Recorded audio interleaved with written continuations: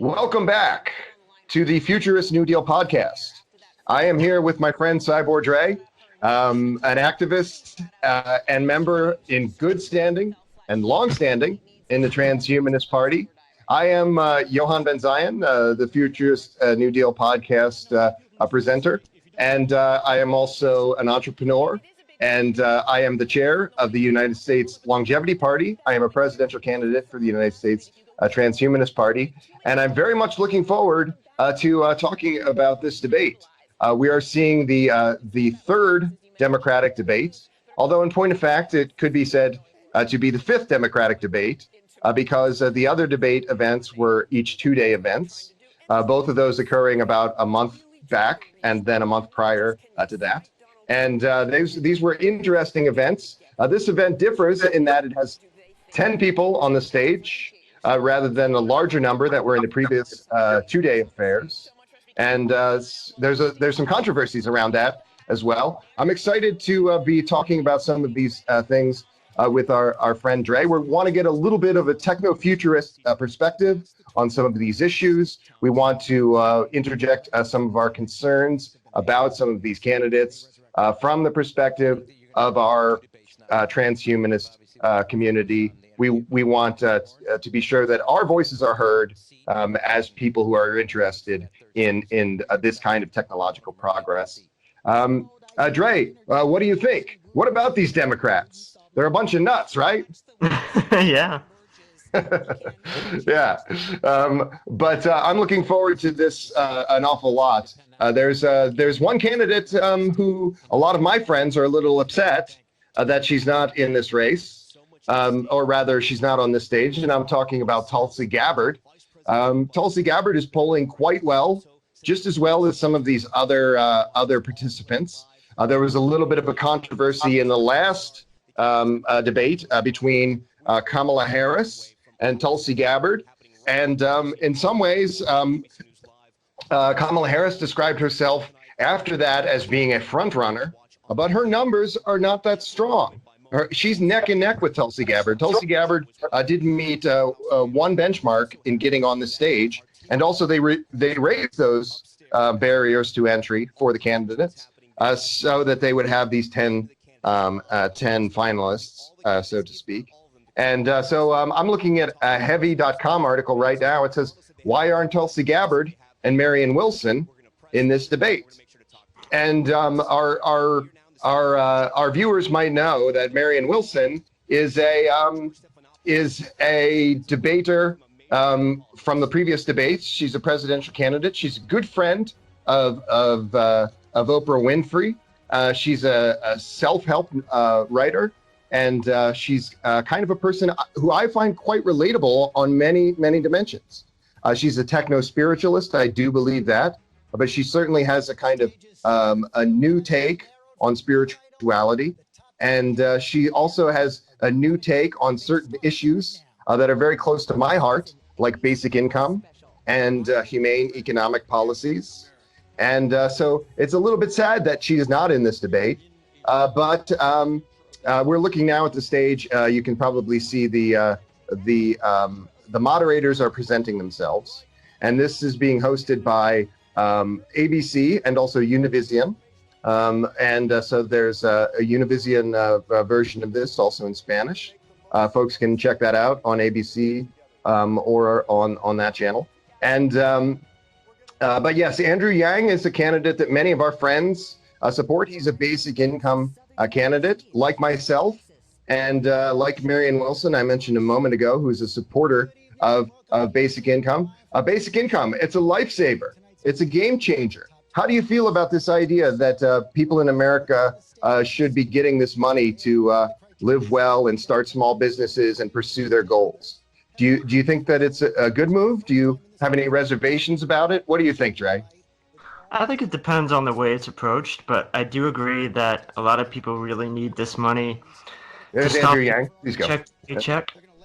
Mm-hmm. But it would have been interesting to see Tulsi Gabbard up there on stage debating Andrew Yang. Yes, I would have enjoyed to seeing that as well. You know, there's a lot of things I like about it, about Tulsi Gabbard. I don't have a lot of hard criticisms of the way she's run her campaign. But even with that understanding that I admire her a great deal, I think she is kind of a one-issue candidate, an anti-militarist candidate in a certain sense. She could be described as a one-issue anti-militarist in this race. And I think that's extremely important. Pentagon bloat is a big problem in the United States. We have a country where if we hadn't spent that money, if the military-industrial complex hadn't lost those trillions and trillions of dollars under the seat cushion, that's outright graft. If this hadn't happened, we would have a different country. We wouldn't have a country. Went to colonizing space instead. Yes, precisely. We could have put those funds to much better uses for our citizens or to other ends as well. That's a very good point. So we now see Elizabeth Warren on stage, and all of these guys coming on stage now. Bernie Sanders on stage. Bernie Sanders, Elizabeth Warren, and Joe Biden are at present regarded as the three frontrunners. My feeling is that Joe Biden might not maintain that status, and maybe we'll see other candidates ascending in that regard. Just about a week and a half ago, Joe Biden was on television, and he had a blood clot in his eye. It was a little bit strange. I was watching this television show. He was on a chat show, a political chat show. He had a blood clot in his eye. It was a little unsettling to see that. I thought he was going to die on television. Well, I think age is catching up with him. Yes. There's some elderly candidates in this race, and Joe Biden particularly also has not only seeming this minor physical consideration, but some cognitive considerations as well. He seems to be suffering from some cognitive decline, and it's hard to get people to rally behind someone like that, irrespective of their politics, if they are not able to do the work. That is a concern, I think, about this candidate. Well, let's talk about some of these guys right now. We're hearing we see some panelists, some commentators rather like ourselves, talking about national politics. Do you have any ideas about who you like in this race? Do you have a preference? Do you have other concerns? Are there any people who you find really irritating? I do like some of Yang's ideas, but I think that we need to kind of revamp our system if we want it to really be successful, you know? Yes, and Andrew Yang is very much, I think, a futurist in this regard. He's talking about AI-driven government. Very much. But you think that we need more. You think that all of these candidates are a little bit lacking in this area. Yeah, I think Andrew Yang is the closest one to being like in the transhumanist mindset. Yes. Yeah. I have a very similar feeling. People who know me well, they know me as a life extensionist. They know me as a political organizer, but they also know me as someone who's been outspoken as a Sanders supporter in the past. But that doesn't mean that in terms of longer term considerations, I would imagine myself and Bernie Sanders imagining a very different world in 20 years from now. Just because I support what he's doing right now on the ground, it doesn't mean that that I agree with everything that he agrees with. That I would share his vision precisely, and I don't support him in the same way that I did in the previous race. I am inclined also as in terms of thinking of Democrats to equally support someone like Andrew Yang, perhaps more so. I do think that I am a basic income candidate myself, and I would tend to support other basic income candidates, Yang being the most prominent of those, but Marianne Williamson also being an advocate there who was a great value to this economic reform agenda. Does Marianne Williamson support the idea of basic income? Yes, she does. Yes, she does support this idea of basic income. But Andrew Yang was the first person in this race. And Andrew Yang has an expansive policy platform. Marianne Williamson, her role has been a little bit different. And in some ways, that role has been made light of. Republicans have circulated petitions supporting Marianne Williamson staying in these debates, not because they really love her agenda, but because they think that she is a comical figure who is disrupting the democratic machinery. Now, I don't think that's true, but I do think that it is interesting that that people are talking about this. I think that there's some kind of casual sexism and casual elitism in that kind of attitude. I'm looking at an Onion article right now. It says, The Onion, satirical news. It says, Marianne Williamson materializes on stage in cloud of purple smoke with message that DNC polling requirements are no match for the power of positive thinking. So again, it describes that kind of dismissive attitude of hers. But I think to some degree, there's a little bit of elitism in that. It is true that she has been a little bit of somebody who's a woo-monger to some degree. And the way that Oprah has been a little bit of a woo-monger. Yeah. A lot of people think that, because she has this this kind of lifestyle coaching metaphysical side to her, that it's just kind of out there, Right. And people say the same thing about us as transhumanists, and I don't think that that's necessarily a fair concern. But it takes all kinds, and I regard myself as a techno-spiritualist. Many features of her New Age philosophy I find very relatable. I would very much like to speak with her or interview her in the future. I mean, I think among all of these people, I would like to speak to her a lot. But she's also a strikingly beautiful woman. I do think she's a very handsome woman for her age, and I'm certainly an admirer of her body of work. But there are other people who have made similar economic reform overtures. In the last debate, Kamala Harris, who after that debate saw a spike of some 5 or 6 points, which has since then dropped off in popular support. But she advocated for something rather similar to Andrew Yang's, a $500 a month tax credit that would effectively be quite similar to a slightly smaller basic income.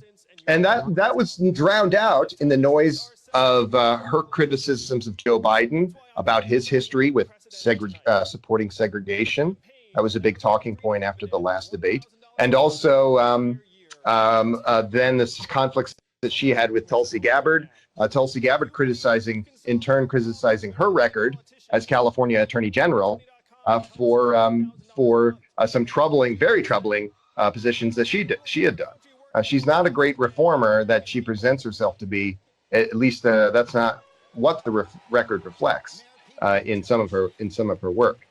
Some of her approaches to the way that the prisons in California will run, the way that many policies on that more localized stage were rolled out. Some of these things are quite upsetting. We can include some links to some of that as well. I don't want to do too much time on Kamala Harris,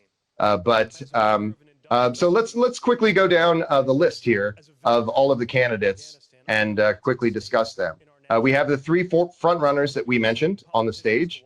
Biden, Joseph Biden, former vice president, a man who's had some difficulty getting into races of this kind. He's often fallen away when he gets into races of this kind. He was essentially a selectee as vice president, campaigning alongside of Barack Obama. But as somebody who's run races on this national stage, he's had some trouble. Elizabeth Warren has no trouble in any area.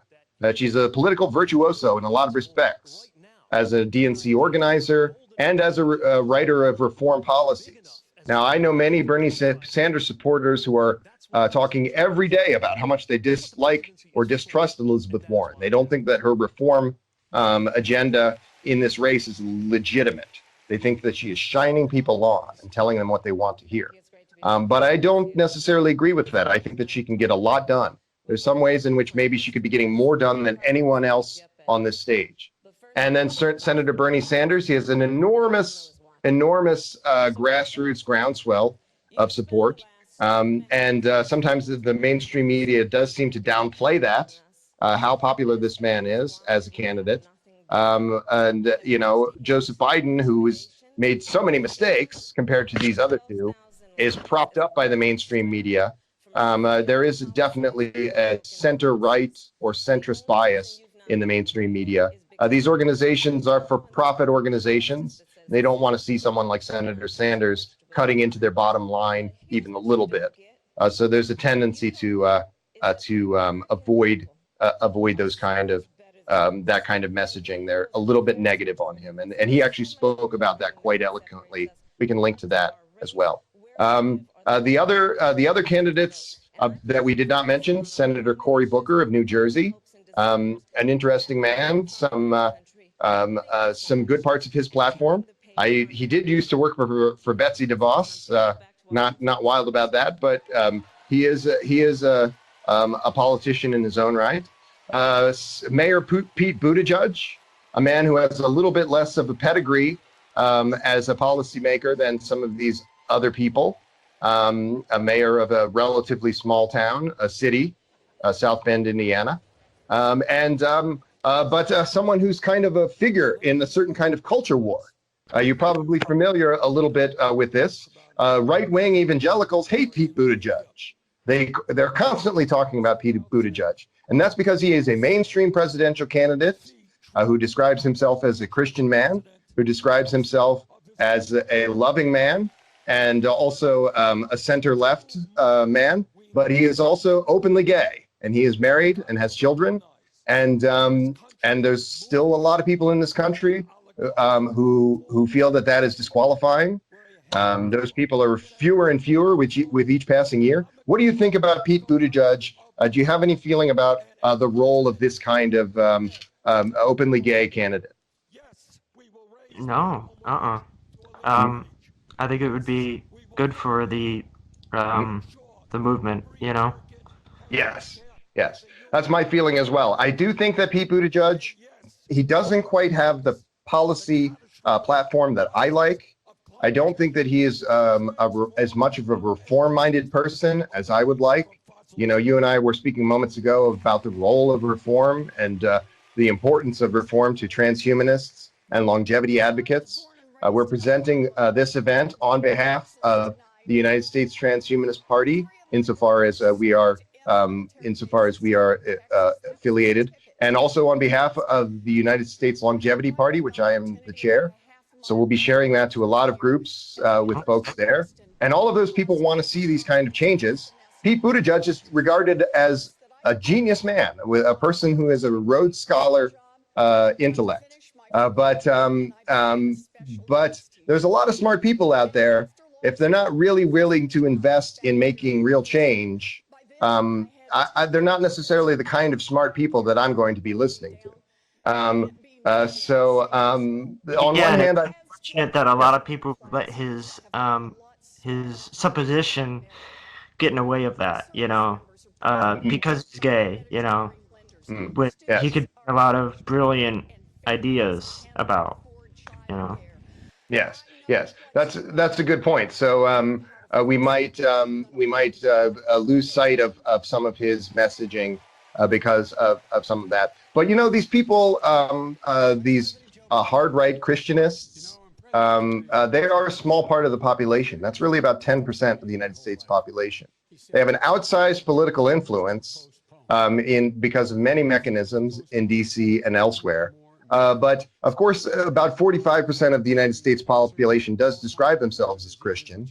But relatively few of those people are people who truly despise someone like Pete Buttigieg. Many of them are religious moderates. Many of them are maybe conservative on a certain issue, but maybe they're not the sort of people who are making political hay out of disdain for homosexuals. And that demographic, this hard right demographic, it's collapsing. Those people are dying off. Get it. Yes. And we don't want to be dancing on their graves, but I do believe that these people are incredibly disruptive to a civil society.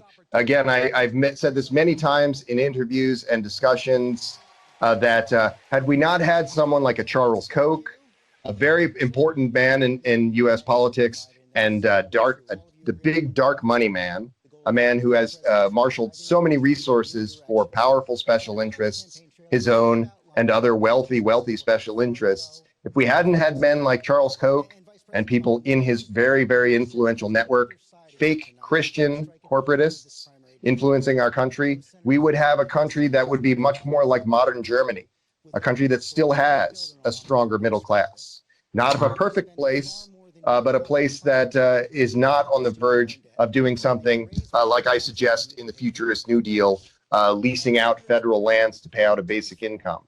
Germany would not necessarily consider something like that because they don't have the same economic concerns for a collapsing middle class that the United States has. Yeah, every country, of course, is different. The next on our list is a man who I do rather like, Julian Castro. I don't consider him to be the highest order of reformer, but I do trust his judgment in some of this. I put him somewhere closer to Elizabeth Warren on that than Pete Buttigieg, but that's my own editorial. We spoke of Senator Kamala Harris of California, junior senator. We spoke of we did not speak of Senator Amy Klobuchar of Minnesota. I don't have too much to say about her. I could say a lot, but I don't see her as a great reformer, so I'm not going to spend too much time on her. Same with Beto O'Rourke. These two people have a negligible polling. They're polling at very low numbers. It's a miracle that they are in this race and Tulsi Gabbard is not. But there you are. And we spoke of the others. Those are the 10 candidates on this stage. A few people who didn't make the cut, I'll quickly read those. Senator Michael Bennet of Colorado, Steve Bullock, a Montana governor, Bill de Blasio. We're now seeing the introductions from the candidates. So people who are watching the screen, we're hearing some from Beto O'Rourke. If you want to interject on any of that at any time, but I'll continue to go down our list here.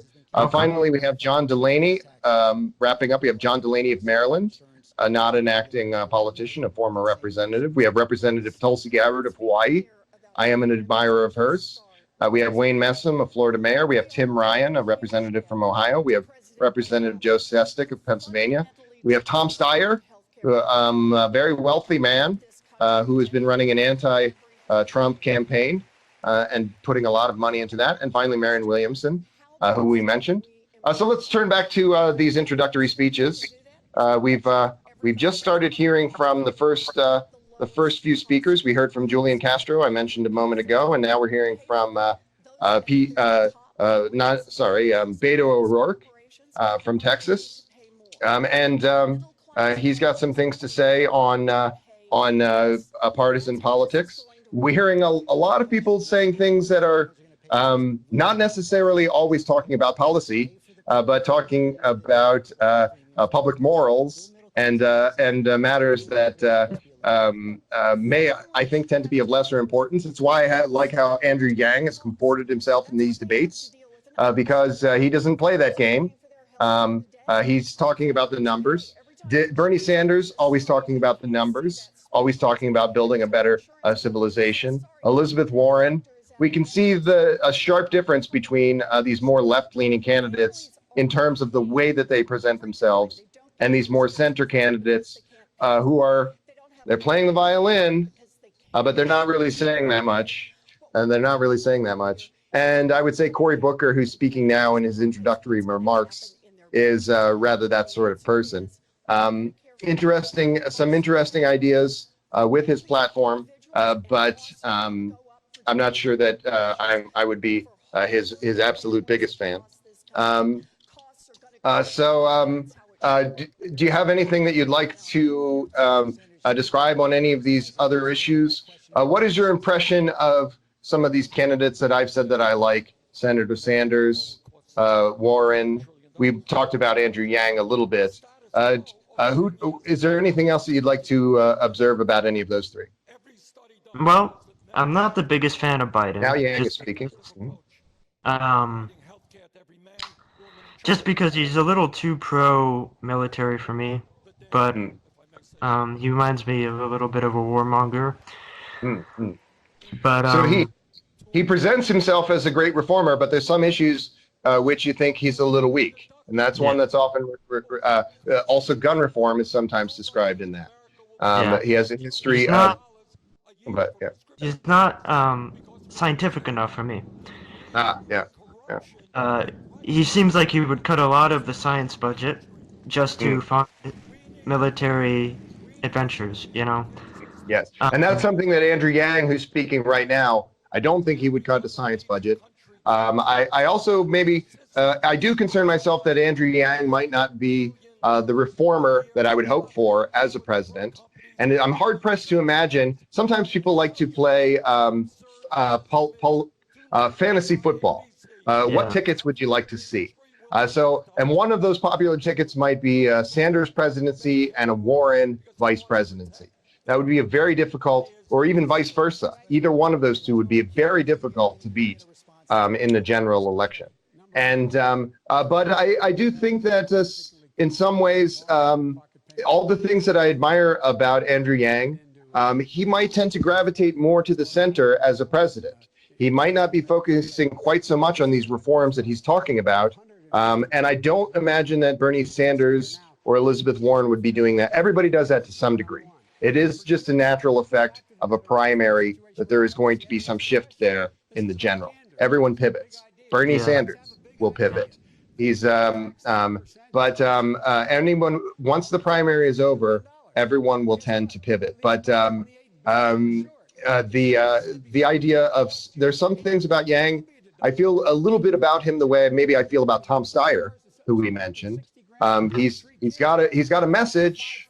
Tom Steyer's got a message. You know, screw Trump is his message. He's spending money on it. He's working hard on it.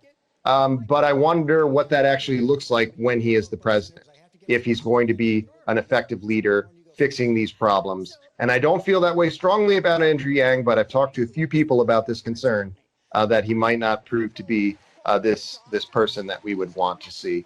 So now we just heard we're hearing now from Kamala Harris. Again, we're hearing a lot of people saying things, describing their work in the past, and also to some degree some messaging on public morals and propriety. This is something that people like Joe Biden will do rather than discussing policy measures. Although, to be fair, everyone on this stage does talk about policy a lot. There's just a tendency on the right to obfuscate. There's a tendency on the left to be talking more about policy. And whatever you might think about that, I think that is my feeling.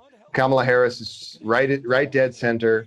I'm not a big fan of her healthcare plan. There's going to be a lot of talk in this, just in the last two debates about healthcare. You and I are life extensionists. We want that people in this country will have the ability to live a preternaturally long time, more or less as long as they want, as many of them who would desire. But we can't have that if we don't have something akin to a national public health service. Yeah. Even if that is through some privatized mechanisms, we have to do that. Now, I'm not inclined to believe that the privatized mechanisms that exist have been very helpful in this regard. Maybe there's privatized mechanisms in the not too distant future that would be working better.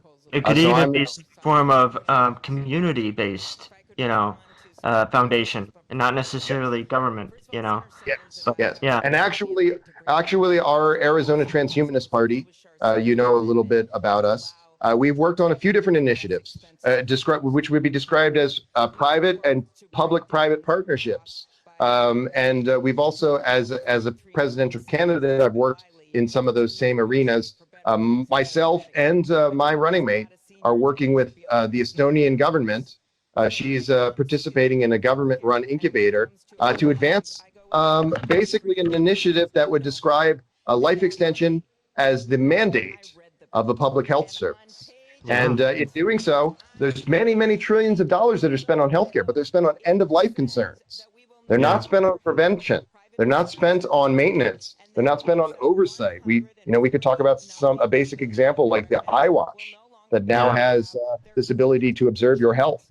We could talk about 20 other examples things that we could be incorporating, not just as boutique services, but into everyone's lives, maybe at the municipal level, maybe through other institutions, maybe at the federal level. But we need to get people living well. In the United States, life expectancy has dropped off over the course of the last 2 decades, particularly in the last 8 years or so. And we had a higher life expectancy than we do now, and that's owing to any number of factors. But one of those factors is a poorly run healthcare system. Imagine to the point where every community could provide their own services. One community could provide a community-based health extension plan, or like what you were talking about, healthcare system. Another could provide 3D printing.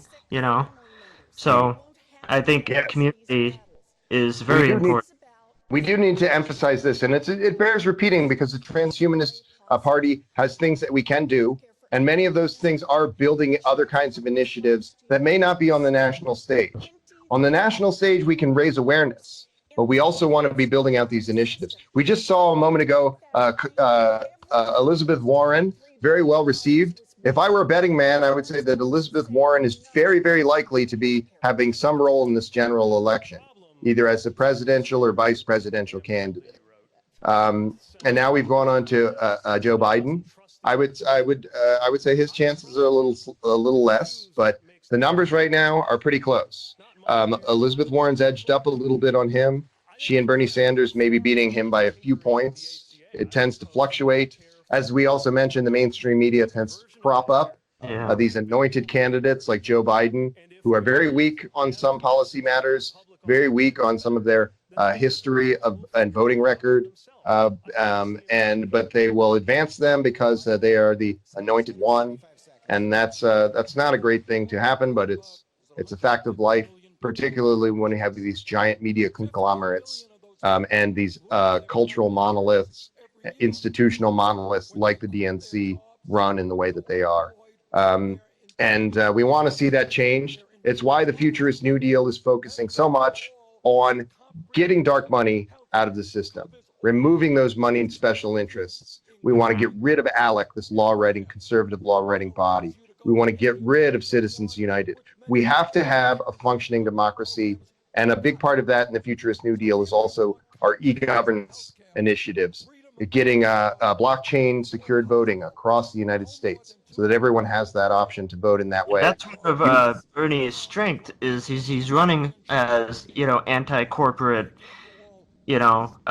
policies, So if he gets into office, he's going to be very, anti-corporate, and just kind of making sure corporations can't fund their way into policies, Yes. That is why I am a supporter of Senator Sanders, even though I don't regard him as a techno-futurist like Yang. So now we're getting out of the starting gate with the first questions. And as you and our viewers might surmise, the first question has to do with healthcare. And that question has gone to Joe Biden. Joe Biden is a little bit weak on this question, in my view. He does not have the kind of reforms that would be building out a fully fledged public health service that we need. We cannot be life extensionists as a nation unless we provide those basic services to people where they can be keeping the wolf from the door, not be going into tremendous debt just to pay their health care and so forth. And there's a lot of hemming and hawing on this stage. People like Joe Biden and Kamala Harris and Amy Klobuchar, they get up on their high horse about ending these problems, but their reforms are not substantively different from the present system. We have to meet people's basic necessities, and yes. Before we can cover that as a whole nation. Yes. So people don't have to get out of bed and worry where their next paycheck's coming from, or their food, or their water, Yes. And that's why the number one pillar of the Futurist New Deal is basic income. And it's funded like our friend Zoltan Isman in his 2016 run. It's funded through a federal land dividend. So it's not going to increase the tax burden on anyone. As you know, there are federal lands that are held in great number in the United States. 85% of those are not parks. There are other kinds of lands, and we can lease them to carbon neutral companies that are in keeping with particular aesthetic guidelines. And in doing so, because these lands are in such large number and demand, we can generate $173 trillion over 10 years. And that's enough money to fund a basic income. And that's enough money to see that people honestly, like you, yourself, and myself, we're not rich guys. If we had that kind of resources at our disposal, anybody who had that kind of resources at our disposal, we could be making apps. We could be contributing to techno-futurism in a more real way. And I know that you are doing fine work, but anyone in this country, almost 80% of people in this country fall into this category. And we want to be making real reforms to this end and doing it in a way that does not threaten the current system. And Zoltan Istvan and my federal land lease basic income, they're quite similar, but they would be doing that. Elizabeth Warren is now speaking up their thinking, So yeah. Yes. So do you have you looked at some of these other candidates? Rachel Haywire is the other basic income candidate, and she has a basic income so my basic income is $52,000 a year for every person between the age of 18 and 63, and that's and there's no means testing. Everyone would receive that, and that is basically because the means testing itself is a greater expense. It adds an administrative cost and overhead. And so it's better to not create that artificial expense, but to just distribute this in this way. And this is a similar construction of Rachel Haywire's. Hers is about half of mine. So basically, we have Andrew Yang. Andrew Yang's basic income is at $12,000. Rachel Haywire's is at $25,000. Mine is at $52,000. I would like Rachel Haywire's policies. If I didn't have to worry about inflation, Yes, I worry about having to, say, hey, I have this, little extra money, and then inflation happens, and I'm back to square one. Yes, that is a very real concern. I think that to some degree, we don't live in a world where runaway hyperinflation and other financial concerns we live in a very fintech-driven world. We live in a world where there's a lot of institutions to control and correct for this kind of concern. But even so, the federal lend dividend that was devised by basic income that was devised by Zoltan Istvan, the founder of the Transhumanist Party, it does avoid those concerns and other concerns as well.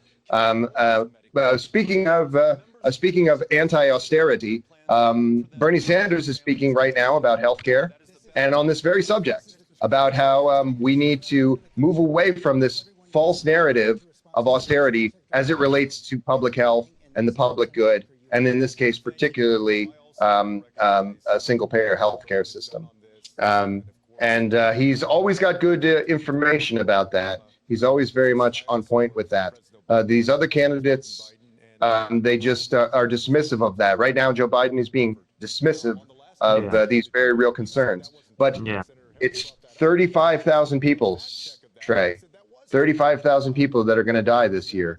They're going to die because they don't have the appropriate health care. All of those people, 90% of them, I do believe, would have been de facto life extensionists. They are on our team, and we're letting them be squeezed against the sides because we don't have the political will to correct these institutions. This is the richest country in the world. Countries that have a tiny fraction of our GDP, even a small fraction of our per capita GDP, are able to provide this basic public health service. And the fact that we are not able to do it. Right. Oh, yeah, exactly. Yeah.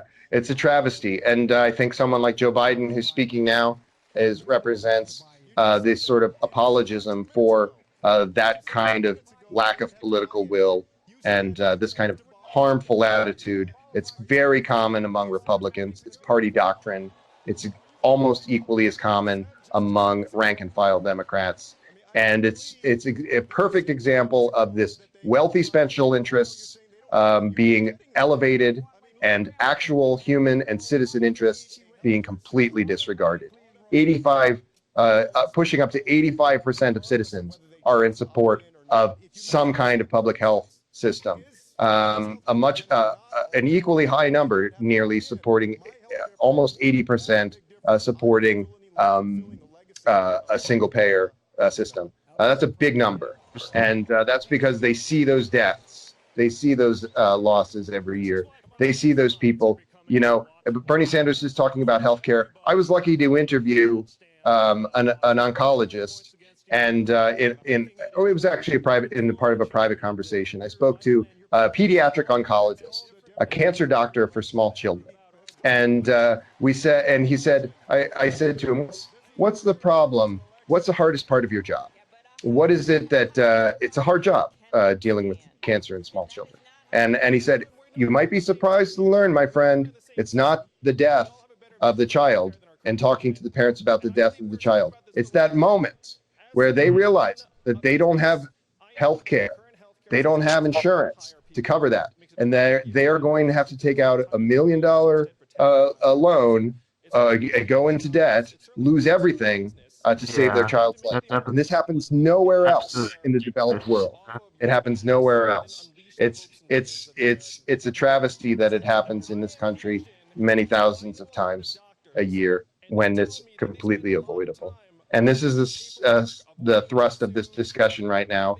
Klobuchar is now critiquing Sanders for his unrealistic plan, the unrealistic plan that is effectively the same plan that every other developed country has. But of course, the United States, the wealthiest country in the world, can't have it because reasons, because fake austerity.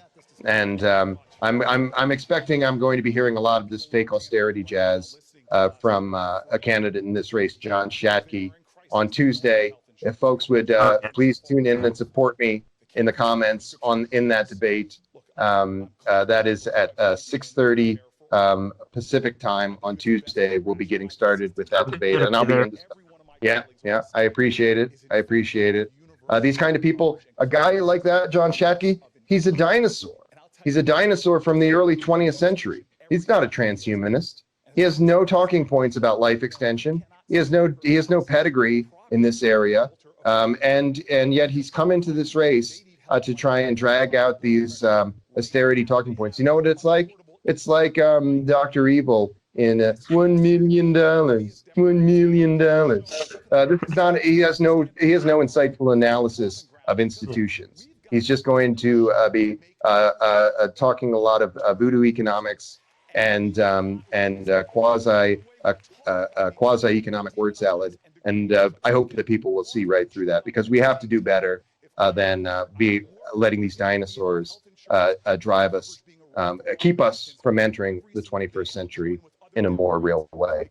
And Liz Warren is talking about these kind of reforms that we've mentioned right now. There's a lot of this debate is already focusing on healthcare, and just in the other debates, we can expect that is going to be the biggest issue. But of course, there's a lot of other important issues that came up in those previous debates.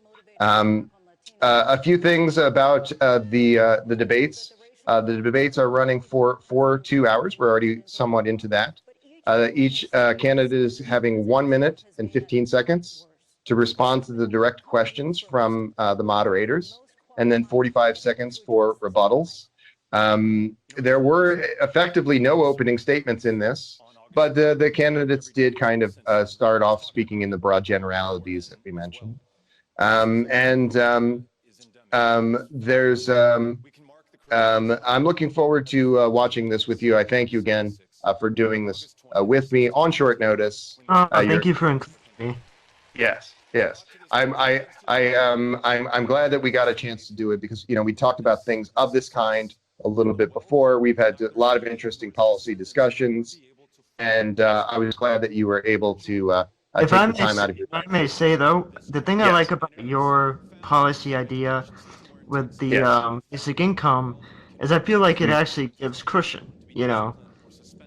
It actually gives a lot of cushion. So if inflation does happen, people can have some cushion, and not have to feel like Yeah. they're back at square one and worrying about whether the president, like haywire is gonna, push it up again or not do anything. With you, Yes. since you're giving cushion, it allows for some kind of leeway. Yes. So, Yes. And that yeah, and that's not merely a financial concern in terms of the larger institutions. It's most importantly the financial concern for people who want to be starting sole proprietorships, who want to be pursuing their dreams, going and get that PhD that they never were able to yeah, afford, yeah, doing the good work that is not monetized. Andrew yeah. Yang talks about this Point. a lot. All the things that you do, taking care of your elderly family member, taking care of your child.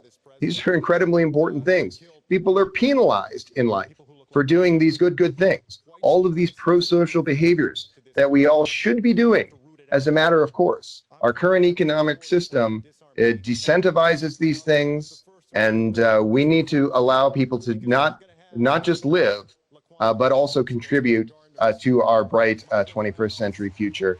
And the federal land dividend, I do believe, does that. I thank you for your kind words on that. And any amount, the amount that Andrew Yang suggests, which is $1,000 a month for every adult, my amount, which is $1,000 a week for every adult, any amount would be, I think, a great benefit. In some ways, I Yeah, think that Andrew Yang is the leftmost candidate on the stage because he is a staunch advocate for this, which would have a great effect, a great effect. But the $52,000 basic income would be a game changer.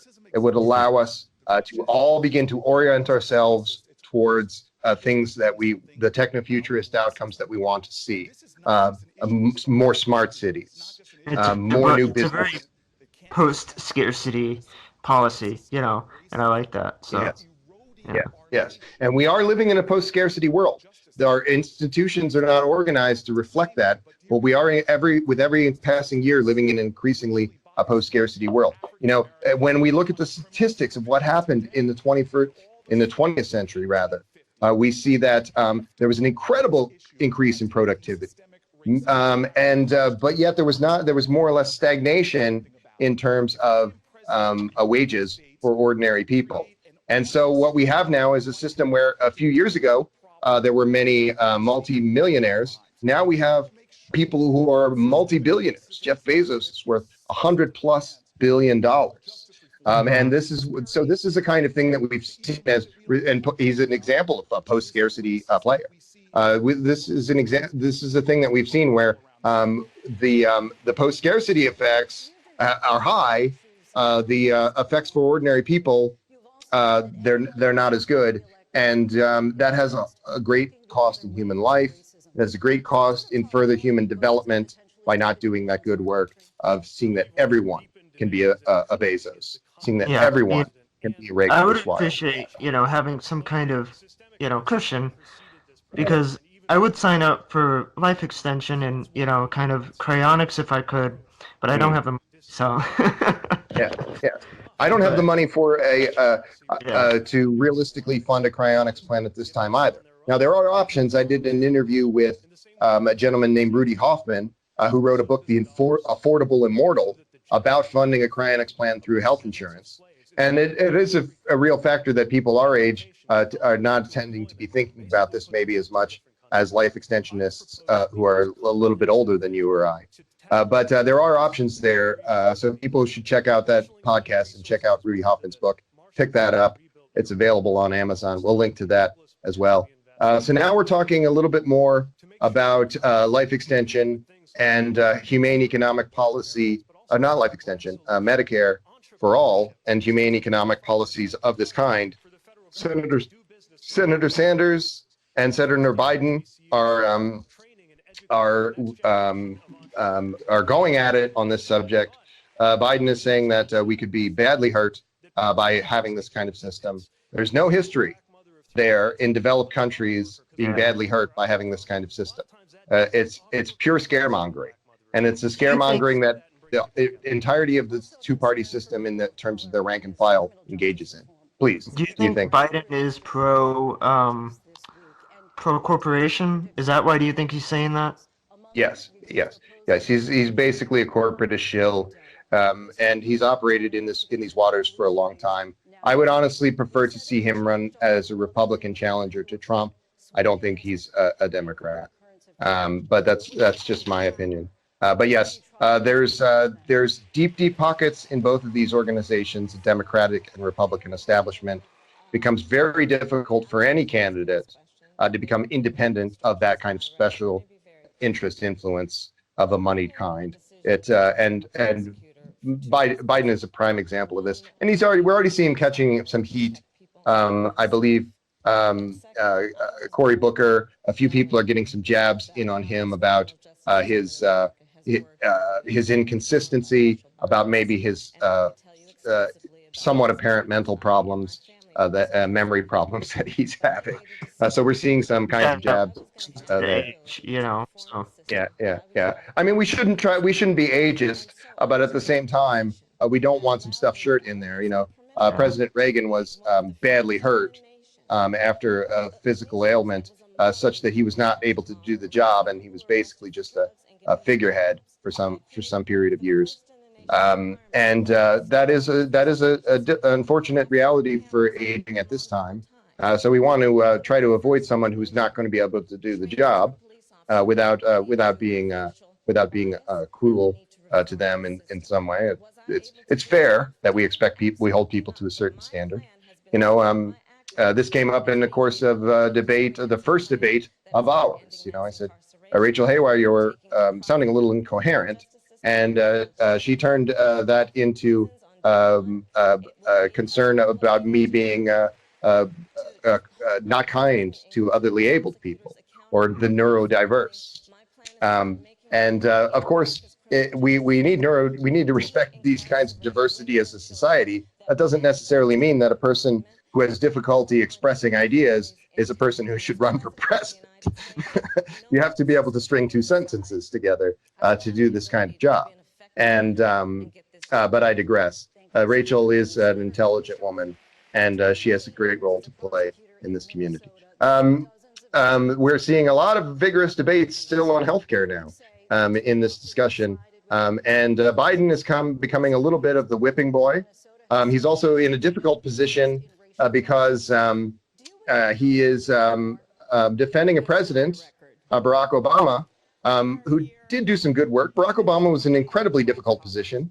I imagined in 2008 and 2009, in the first 90 days of his presidency, I expected that he would be more of a reformer than he was. And many people say this about Barack Obama. However, we have to remember exactly what happened. There was an incredible organization of people in the form of the Tea Party, in the form of the structured Republican backlash against him that made it impossible for him to do anything. His life was being threatened by these sorts of people, people in their outer orbit. There were rallies where he was burned in effigy, all manner of things like this. There was this systemized backlash to this man, all of it basically being flimsy pretexts for racial hatred. A lot of it, not all of it. So a person like this could never have been a great reformer because these truly evil people were against him. And many people, in criticizing Barack Obama, they want to forget all of these people who were attacking him constantly, preventing him from advancing a more left agenda. And I find that unfortunate. But Joe Biden is in a difficult position because he is actually to the right of that president to a slight degree.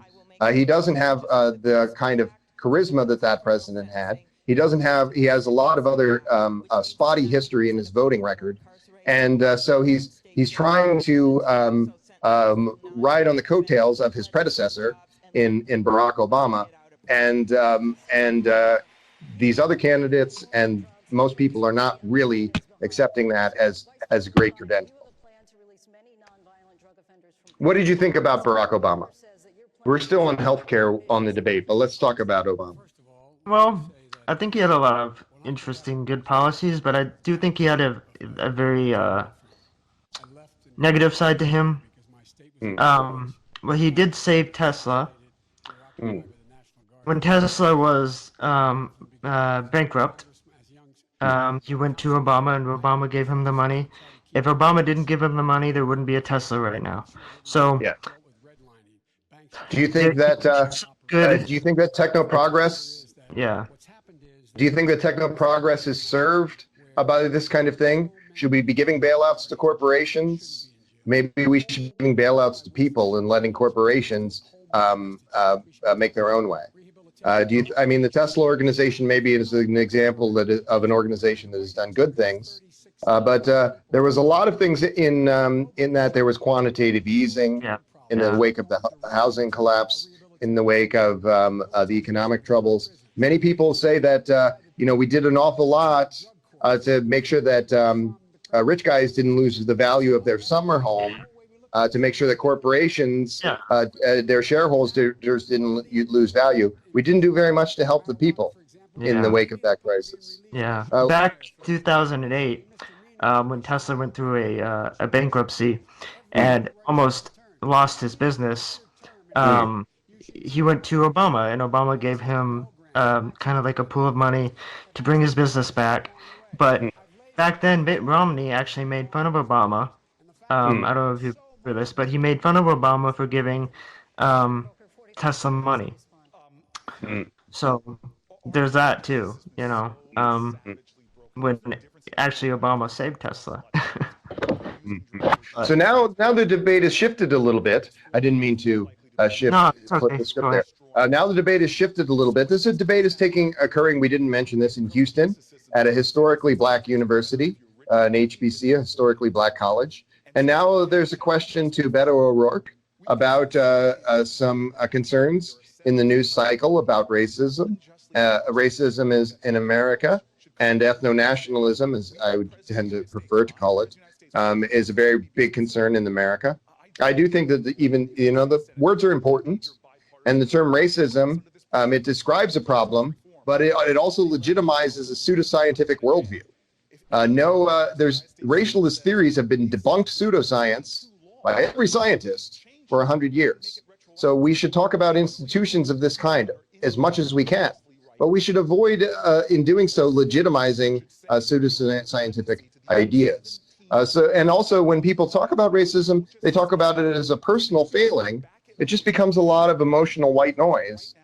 We should be talking about fixing these institutions. When light-skinned folks say to me, Ben, what should I do to be less racist? I say, support humane economic policies, first and foremost. That's spots 1, 2, 3, 4, 5. The other things that you would do to be a nicer person, you should do that as a matter of course. But first and foremost, we have to fix these institutions. And that's also a problem with using this term racism, is it plays to the lowest common denominator.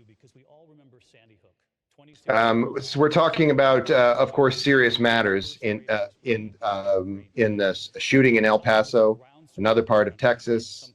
Now we're getting into the issue of gun control, an issue that is controversial to some degree for technofuturists.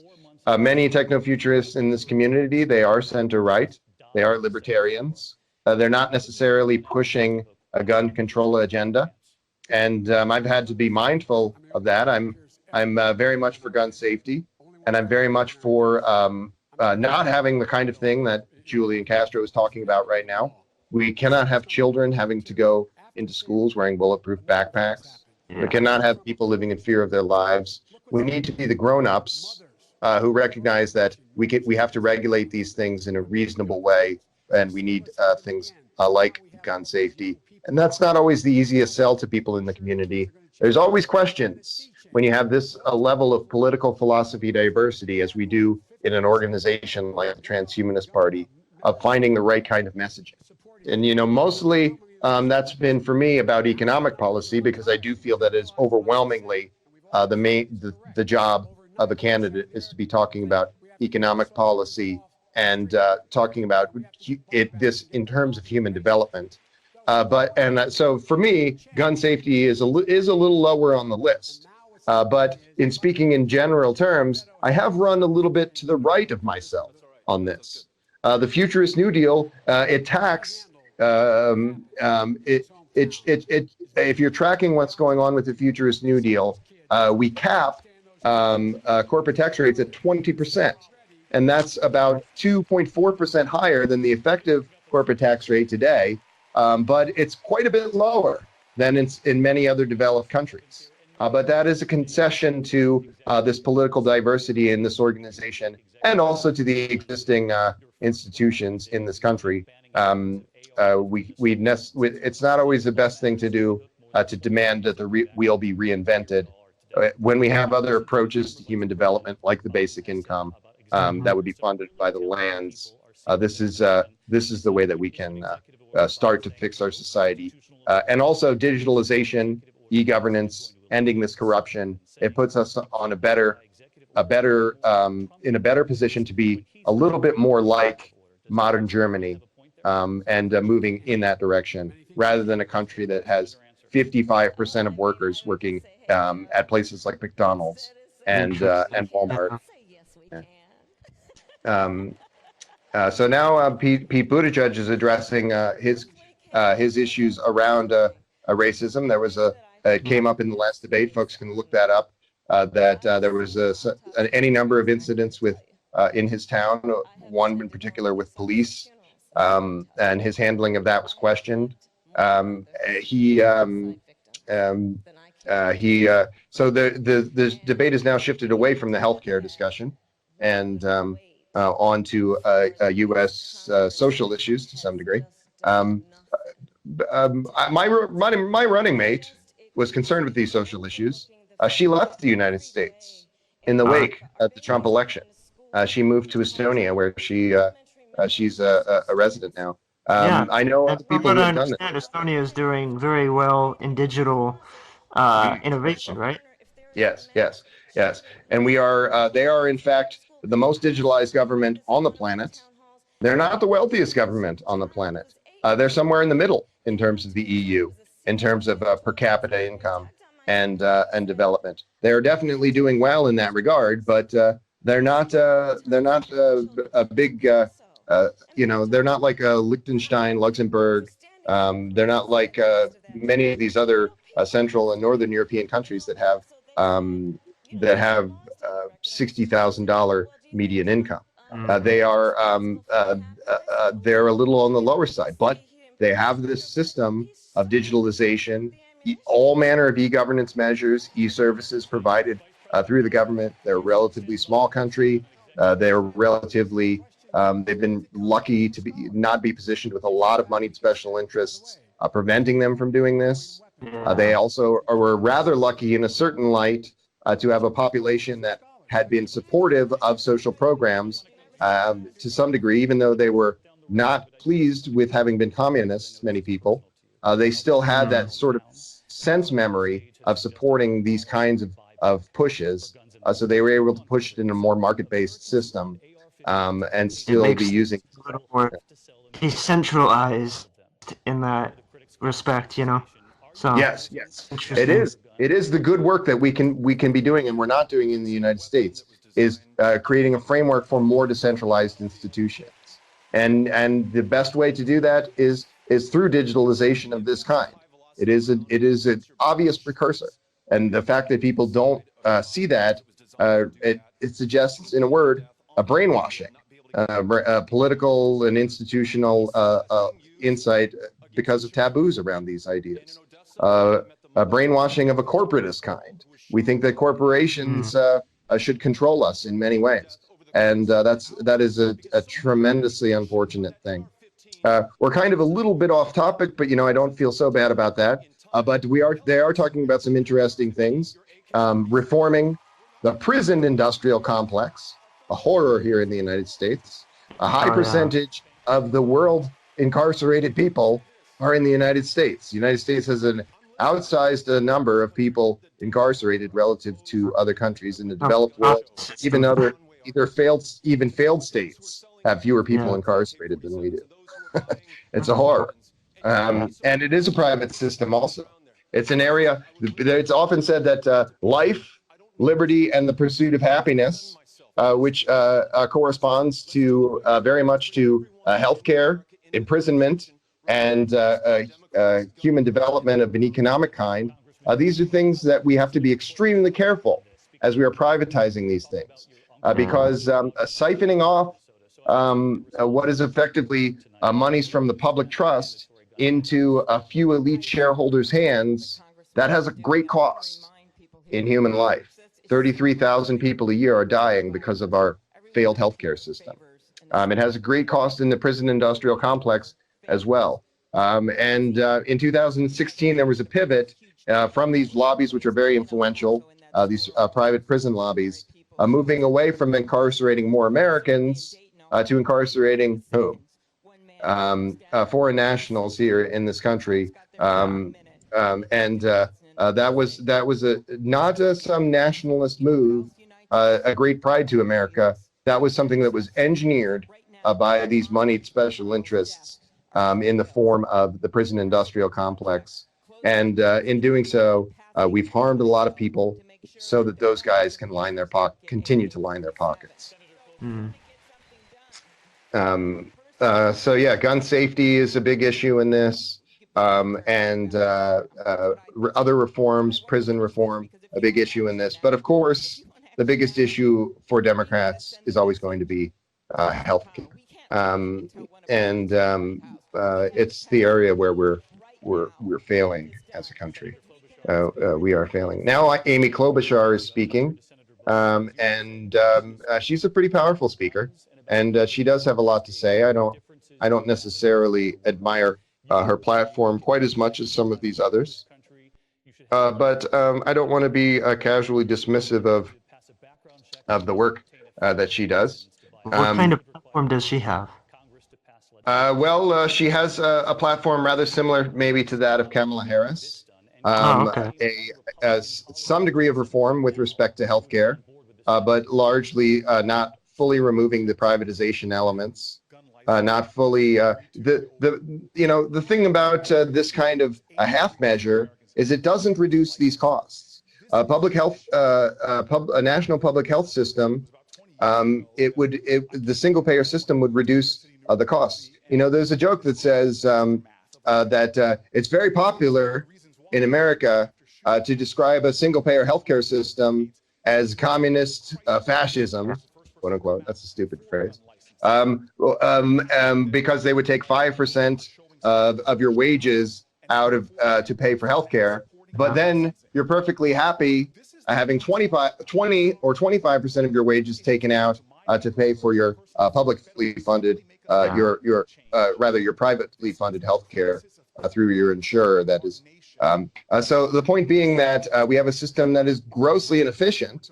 And people, rather than addressing that inefficiency, they like to cry a big tear about freedom, which is just obvious misdirection.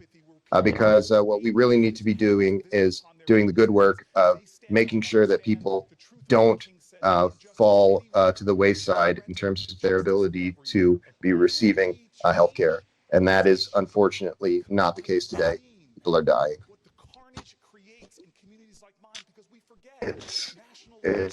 It's almost enough to break your heart. So there was some. There's some. I'd love to see healthcare kind of totally embrace life extension, and make it easier for people who are on those systems to get access to it. That's a key difference between people like us, people who support super longevity, people who understand where we're going. Not everyone is willing to accept this prospect, even though medically the breakthroughs are there now. We're almost at this point where life extension. Ray Kurzweil says he believes that in 2020, he'll have effectively reversed his cell death and aging. So that Ray Kurzweil believes that he will be getting younger after 2020 rather than older. Interesting. If Ray Kurzweil can do that, in a few years, I do believe anyone can do that. But we don't have the political will. We don't have the literacy on these subjects in this country. It's the main reason that I chose to run in this election. People might be surprised to learn there's a chance that Ben Zion, even if he is the candidate for the Transhumanist Party, might not be the president on January 1st, 2021. I would be shocked, but it could happen. But we have to be doing this advocacy work. We have to be Yeah. raising awareness and promoting literacy for life extension. And it's not just an exercise of an academic kind. We talked Yeah, about this and many not trillions just of online. dollars. We have to get out there in the world and talk about it with our neighbors, with people, you know. Yeah. So Yes. Talk to them raise about what awareness. George Church is doing. Yes. Yes, exactly. Raising awareness, talking to people. You know, my mother, she's been a type 1 diabetic basically her entire life. She discovered it as a young lady, but she's been a type 1 diabetic. And now it's taken a physical toll on her. On the one hand, she's doing quite well relative to other people who have been diabetics for 40 years. But Yeah, on the other hand, you know, it's a long time to have this very serious condition. But I've seen the progression of um, uh, insulin pumps and other interventions along the lines. Some of what she is using now is it's not an artificial pancreas, but it's getting closer and closer. And those yeah, prototypes do exist. But the point being, we are at the verge of being able to cure many of these things. But you know, the marketplace is a fickle beast. People are easily interested in things of little consequence to them. The mhm, marketplace, the literal marketplace, and also the marketplace of ideas, easily interested in things of little consequence to them, the latest game or app or things. And they're not always taking a strong interest in things that could change their lives, could move us towards a better future. yeah. And that is a little heartbreaking, but it is encouraging for me and thinking about my mother that we have so many of these things on the horizon for us. I mean, it is amazing that we're at this time and age to where you can go to a doctor, request a blood test to get your chromosomes checked, and Mm, then the doctor there can figure out, you know, what you're missing and kind of put you on a system, you know. yeah. Like I posted the other day with my dad, you know. Yes. Yes. I remember. So yeah, Yes. so And you know, and I there's a actually certain. talked with him quite a bit Mm, about life extension mm, and these technologies that are coming out, mm, and it kind of made him interested. So so it is worth it to try and talk with your family, talk with your neighbor, and get that idea out there because it actually kind of plants a seed in their head, and mm, it eventually it grows. mm, mm. So Yeah. as opposed to just being online, because a lot of my family doesn't use Facebook, so Mm, um, so it is important to kind of reach people that don't use Facebook, you know. yes. Yes. It is extremely important, and I thank you for bringing up this touching testimonial about your father. And you know, there's also issues in this. I will just say that we're on a different subject in the debate about assault weapons and things, but I want to continue with this for a moment because um, many people, not only in the United States, many people in Europe, there's consumer protection concerns that I believe go quite a bit too far. You know, even people who are in our community who are advocates of life extension, when you talk about the kind of thing that you just talked about as a policy initiative about getting everyone these kind of tests, their first thought is that that information is not going to be secure. Not that that information, that greater data science push institutionally could save their lives, but that they don't Yeah, want that information to be shared. And we have to move beyond those ideas, which I regard as almost downright provincial in mm, terms of privacy. There are always going to be concerns about institutions, particularly for-profit institutions, using that data wrongly. But yeah, that's to focus on that is to throw out the baby with the bathwater. We need to oh yeah, embrace this technology, not only personally, not only in speaking to our friends and in outreach, but in policy terms as well. Because we those 33,000 people a year who are dying without adequate health care, one area that we can help them is by this kind of basic oversight, by this kind of constant monitoring of their genome and of their physical status. Yeah. And yes, and that's It's something that we can do. It's a lot cheaper. you know, Yeah, yeah. that you can go in and see what you're missing, and the doctor can prescribe a gene therapy now, and kind of supplement you. Mm, mm. Yes, yes, I'm actually yes. going We to are. go to that same place that he went to and get my chromosomes uh, checked on to see what I'm missing, if I'm missing any from my mom's side or my dad's Mm, side, and I can kind of do a self-diagnosis, a self-prevention um, system there, because um, a lot of diseases can come from either or. It may not affect me right now, but it can get to a point to where it will. So if I can go in and kind of prevent and kind of self-diagnose, then I can kind of work on some aspect of anti-aging for myself. yes, yes. And that's a very good thing. Not everyone has this interest in literacy on the subject that you have, and that's unfortunate. And that's why we want to have this advocacy generally of our organization, and also want to be advocating for a policy that would make this more available, that would make it something. Because I do believe we mentioned those de facto life extensionists. I feel that basically 98% of the population in a short time will become these de facto life extensionists. But for that to happen, it has to be a relatively simple matter. In a Yeah, word, a click through process. It has to yeah, be something that happens where they go to their doctor. That doctor is provided, this national health service is provided to everyone. They go to their doctor. Their doctor says, well, we see a little bit of problem here with your genome. We see a little bit of problem here with degradation of your liver. We see a little bit of problem with X, Y, and Z, whatever it is. And exactly, but we have interventions to fix that now, because we have this mandate to fix things rather than wait till they're exactly, broken and spend many trillions of dollars more in total. exactly. And people have to get over this idea of it, um, being a hassle to go to your doctor. You know, Mm, mm, mm. a lot of people have this idea that if they take a little bit of time out of their schedule, then it's a hassle. Um, Yeah, yeah, I yeah. think it's worth it as long as you're getting that system. It Mm. is worth it to spend that little bit of time and spend that little bit of money to kind of extend your life. You know, Mm, mm, mm. at Yes, least in my and opinion.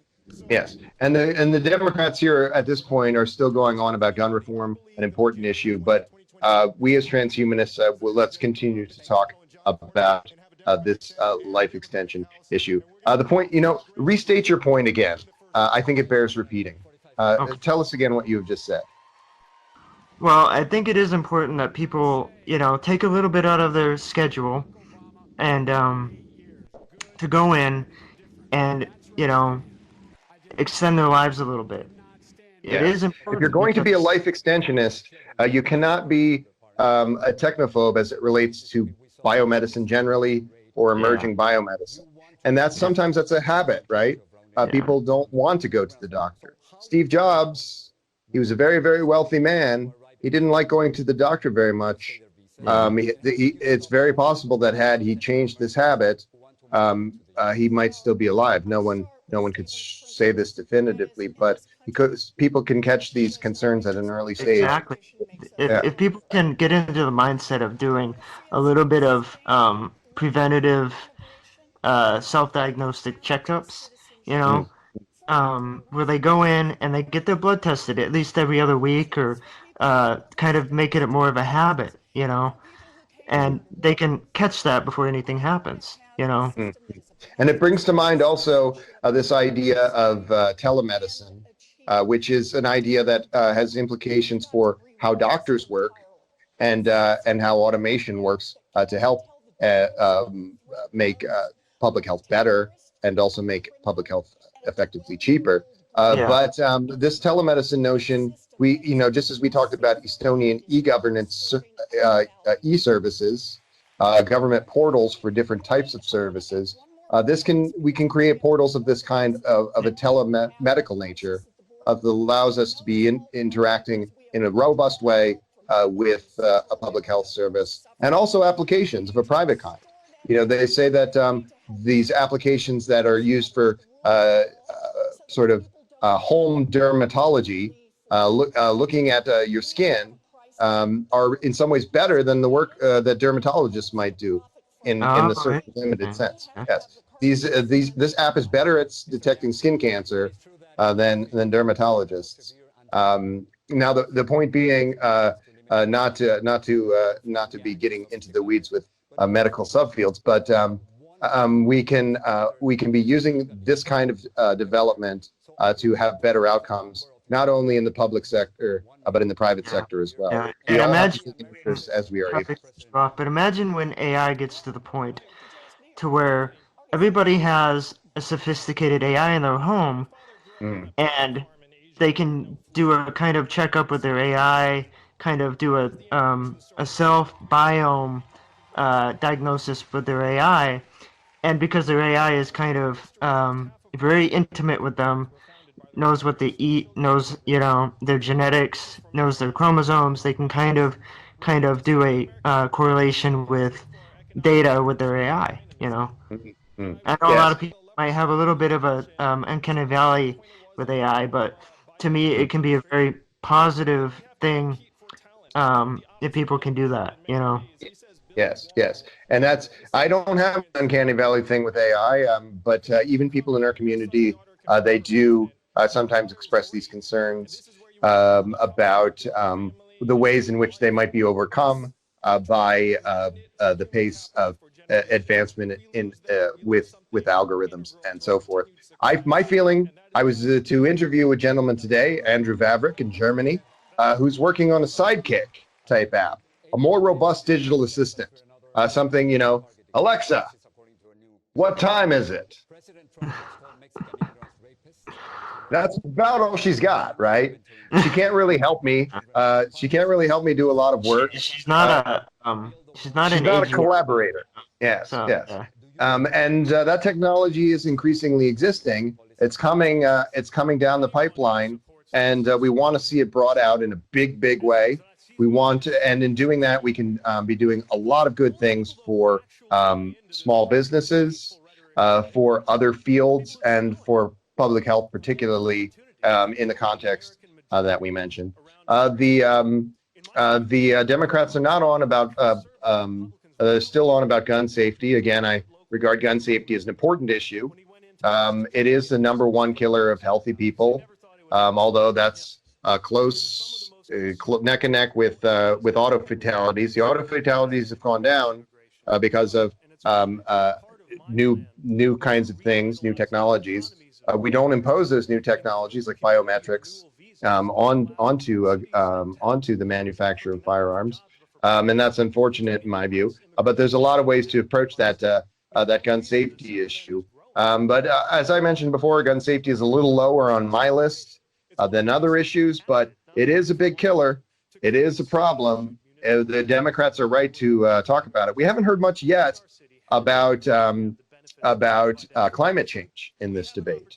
Now, Yeah. Jay Inslee, another one-issue candidate on climate change, he dropped out of the race a few weeks ago.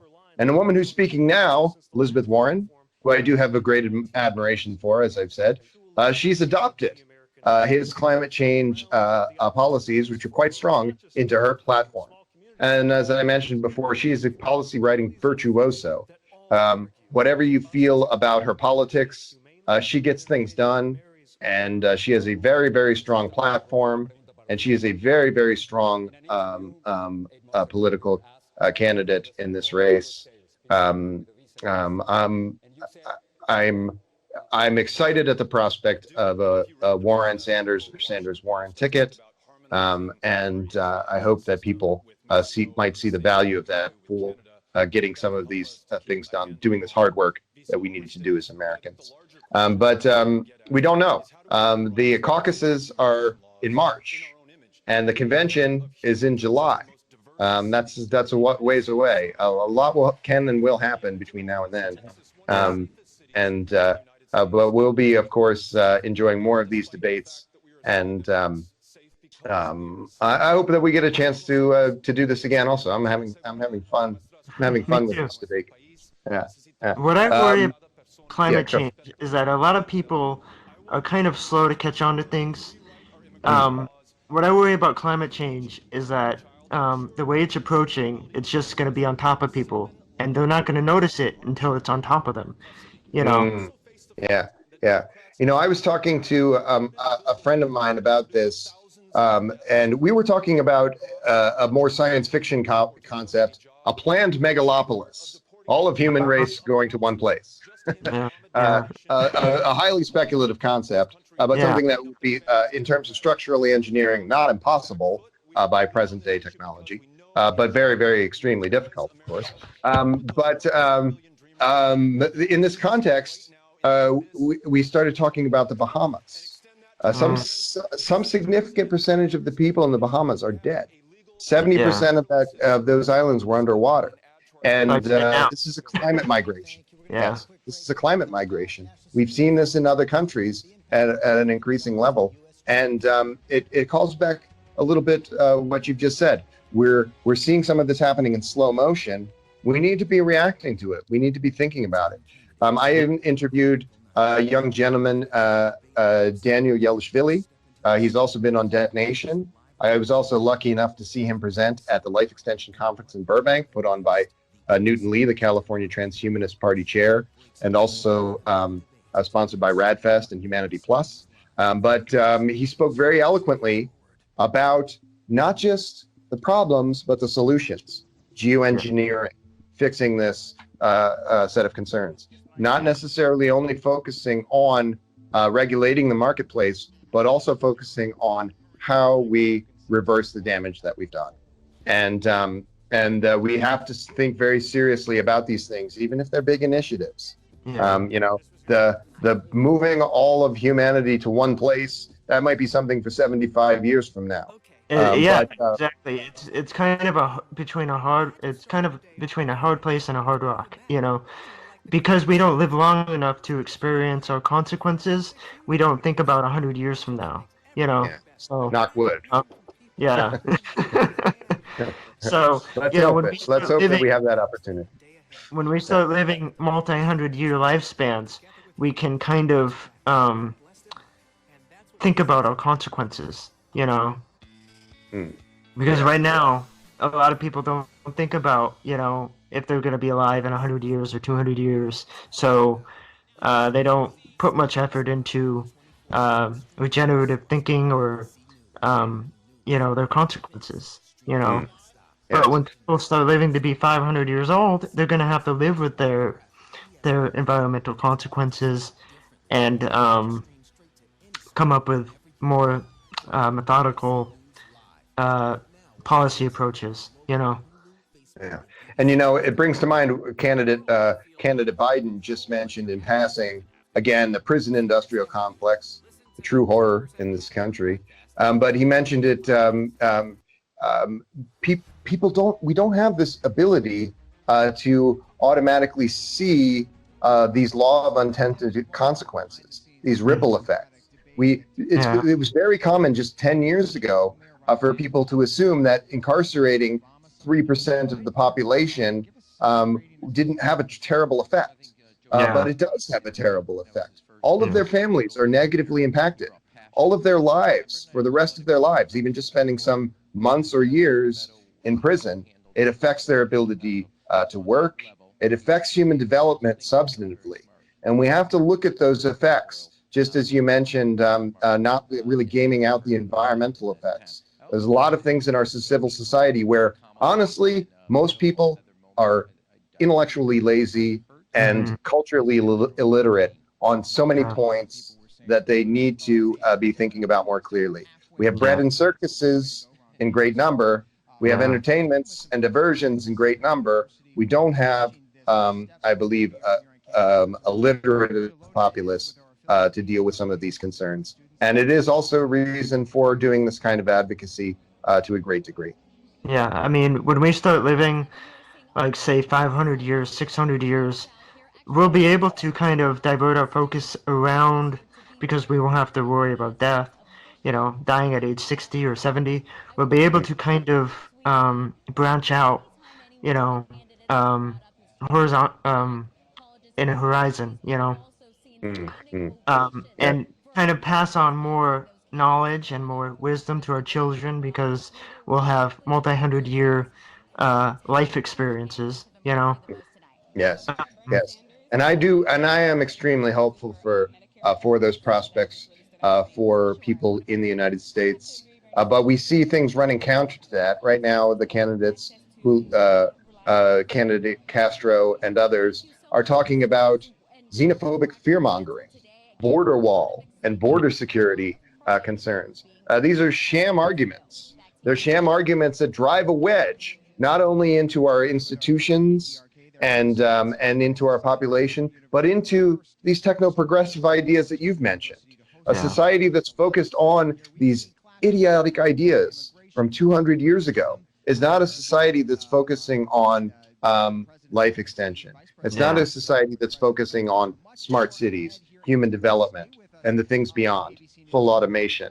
It's a society that is moving in the wrong direction. yeah, Society that is stymied, and that is the world that we live in today because of Trumpism yeah, to some degree, because of the illiteracy that we described to some degree, because we don't have champions of scientism in public life to the yeah. extent that we should, and we have so many other influences that are negative in this light, and not enough that are And we positive. can't focus on a law of coherency where we have our children not only becoming better but becoming smarter than their parents. Mm-hmm. Um, and like you said, because we have these issues with backwards politicians, it prevents us from focusing on a law of coherency. Mm-hmm. It's where very the true. where the children are not only becoming better, but they're in regards to becoming better and smarter than their parents and building society, building the next pillars of society. We have these kind of backwards politicians kind of preventing that. At Mm. Yes, least in my yes. opinion. But Yes, yeah, it's a very real concern, and this gets into ideas of social conservative institutions, which are techno sluggish. In a word, they hold back techno progress. They don't have a logical consistency in them. They don't have an internal logic to them that is very strong, but yet they are supported by very powerful people and hmm uh, and by liberals. Liberals yeah, accept as a matter of course that we need to protect socially conservative institutions. These things are harming us. We need to yeah, be able to say there are things that are not so good relative to improving and fixing our society. And I'm lucky enough to have spoken to a gentleman. I can't say his name, but I can describe him as Transhumanist X, and he's a gentleman living in a foreign land, in a Muslim majority country. And he is a Muslim moderate who is a life extensionist. I'm going to be interviewing him in just a few days. And his life is in danger just for the simple fact of having the courage of his convictions oh yeah, to yeah, speak about life extension. And we see this to some degree in our society, in many hmm societies. Institutions that are atavistic in nature, that are primitive in nature, being promoted, and institutions that are futurist in nature being ignored. And this hmm is an extreme case in my friend in Transhumanist X. And I'm going to interview Transhumanist X. His face is going to be masked. His voice is going to be masked because we don't want to put him out there. We don't want to okay. expose him to Yeah. physical I danger. don't want But he, unnecessary yes, consequences, unforeseen yes. consequences. Yes, So and we want yeah, to also be helping, maybe even helping him find political asylum in this country because we want to support transhumanists in this way. We're going to be creating a petition for Transhumanist X to be receiving political asylum, and we know that the world transhumanism it is a force. I've spoken to transhumanists from many different countries. Been lucky enough to do this. And in some ways, it's a small club, but we do try to help each other and work together.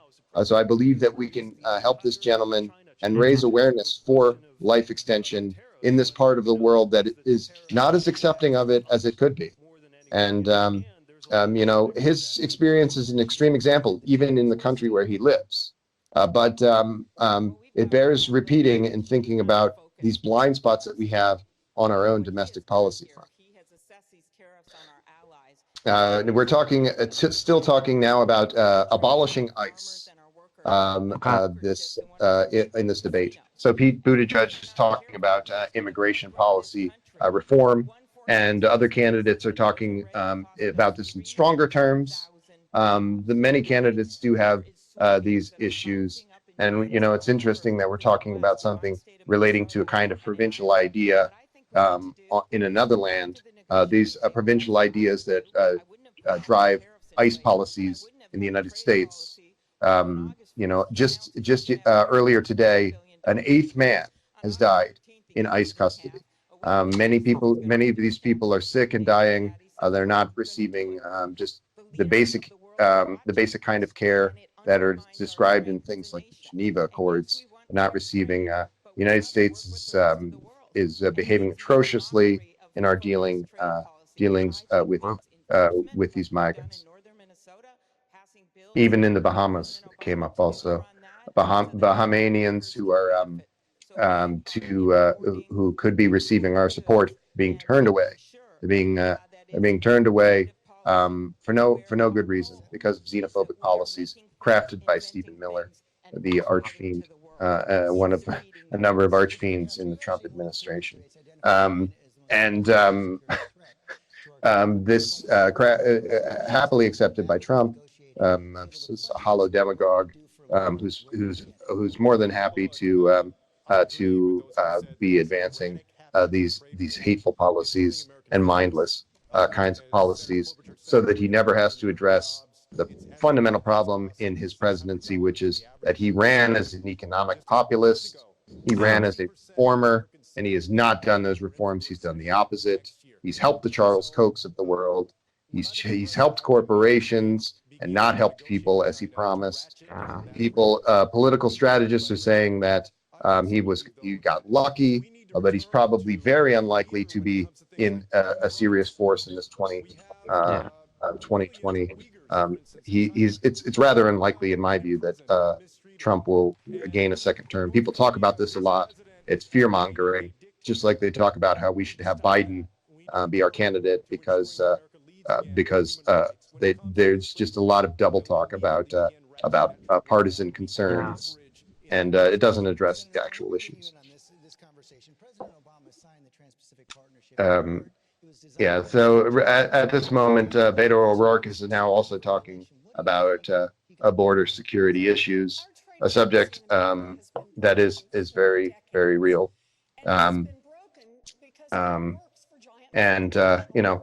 He's talking about a wall specifically. This wall concept, this was not something that people discussed a few years ago. This is a fabricated concern, building a wall.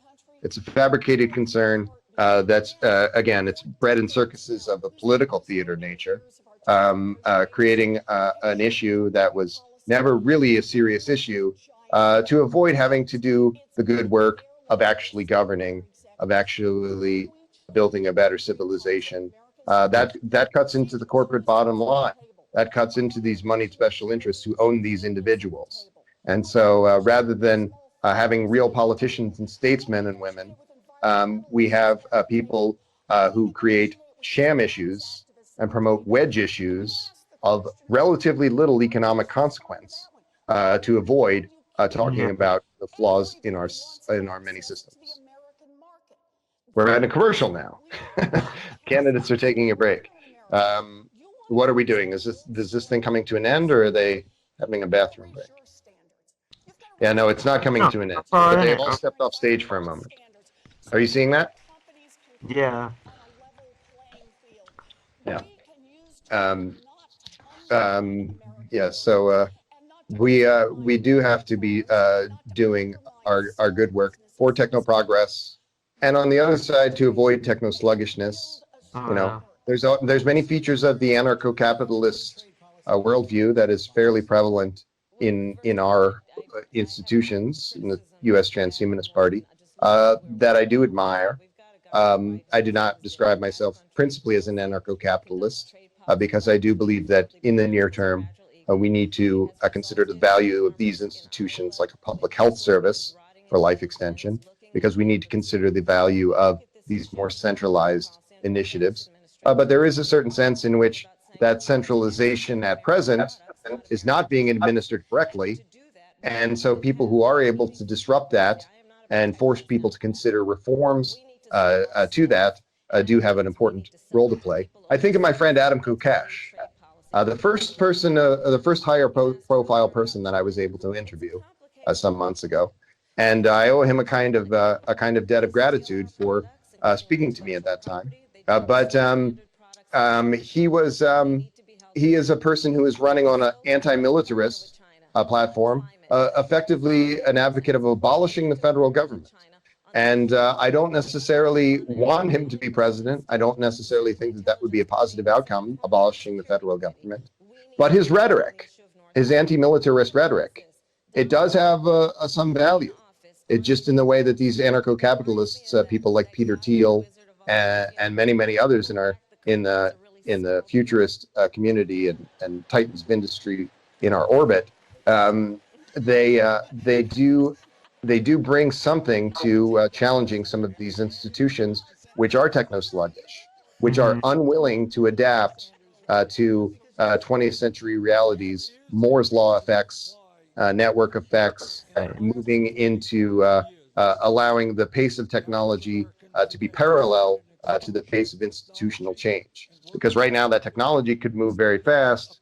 The institutional change at the national level and in the public sector, if it doesn't also move at a similar pace, then what happens is we move into a world rather like a television show. I don't know how many people have seen it. It's called Continuum. And why am I talking about a science fiction television show?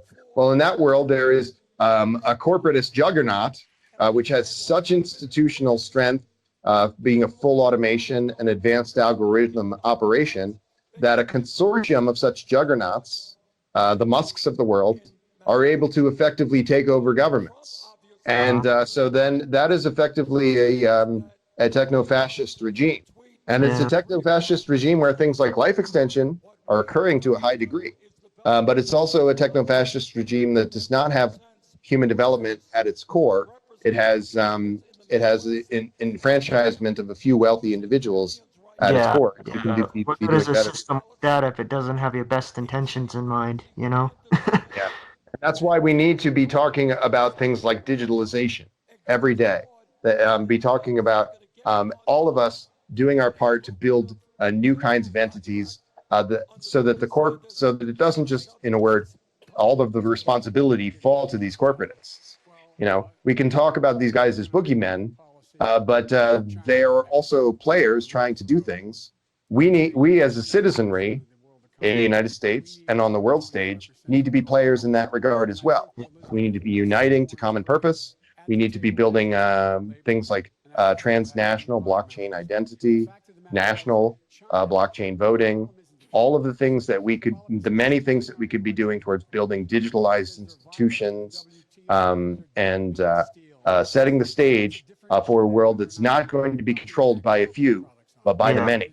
Because that outcome of the enfranchisement and development of the many is the better outcome. It's greater human development. It's techno-progress at a much faster rate. The many needs to outweigh the needs of the few, you know? As Spock says. Yes. And we need to think of that not only as a sort of a heartwarming egalitarian proclamation, but as an organizing principle for institutions. Yes. Very much so. Very much so. So we are quite nearly towards the end of the Democratic debate. The candidates are now returning to the stage, and it appears that they're going to be talking about foreign policy, particularly the Trumpian trade protectionism, China and tariffs, in a word. So this question is going to Andrew Yang, a Chinese American man. a man who has some interesting views on China policy. He's not a China hawk, but he has, like all of these candidates, a nuanced view of many of these issues. And his view of the tariffs, like I imagine many of the people, is that this specific kind of trade protectionism is wrongheaded. It's hurting people in the United States. We are people who are interested in full automation organizations, maybe newer full automation organizations, but Amazon.com is effectively an aspiring full automation organization in the Yeah. private sector. And it's not always clear how these trade wars they might influence some sectors, but it's not always clear to me how harmful they are to full automation as an outcome. So I might not necessarily share the same fear-mongering views to the same degree that these Democrats do about ending these trade wars. But I do think that they have been incredibly disruptive. None of us is a crystal ball, but we do need to first and foremost be protecting workers. And this strategy of Trump, who is no master strategist, it seems to have been quite disruptive.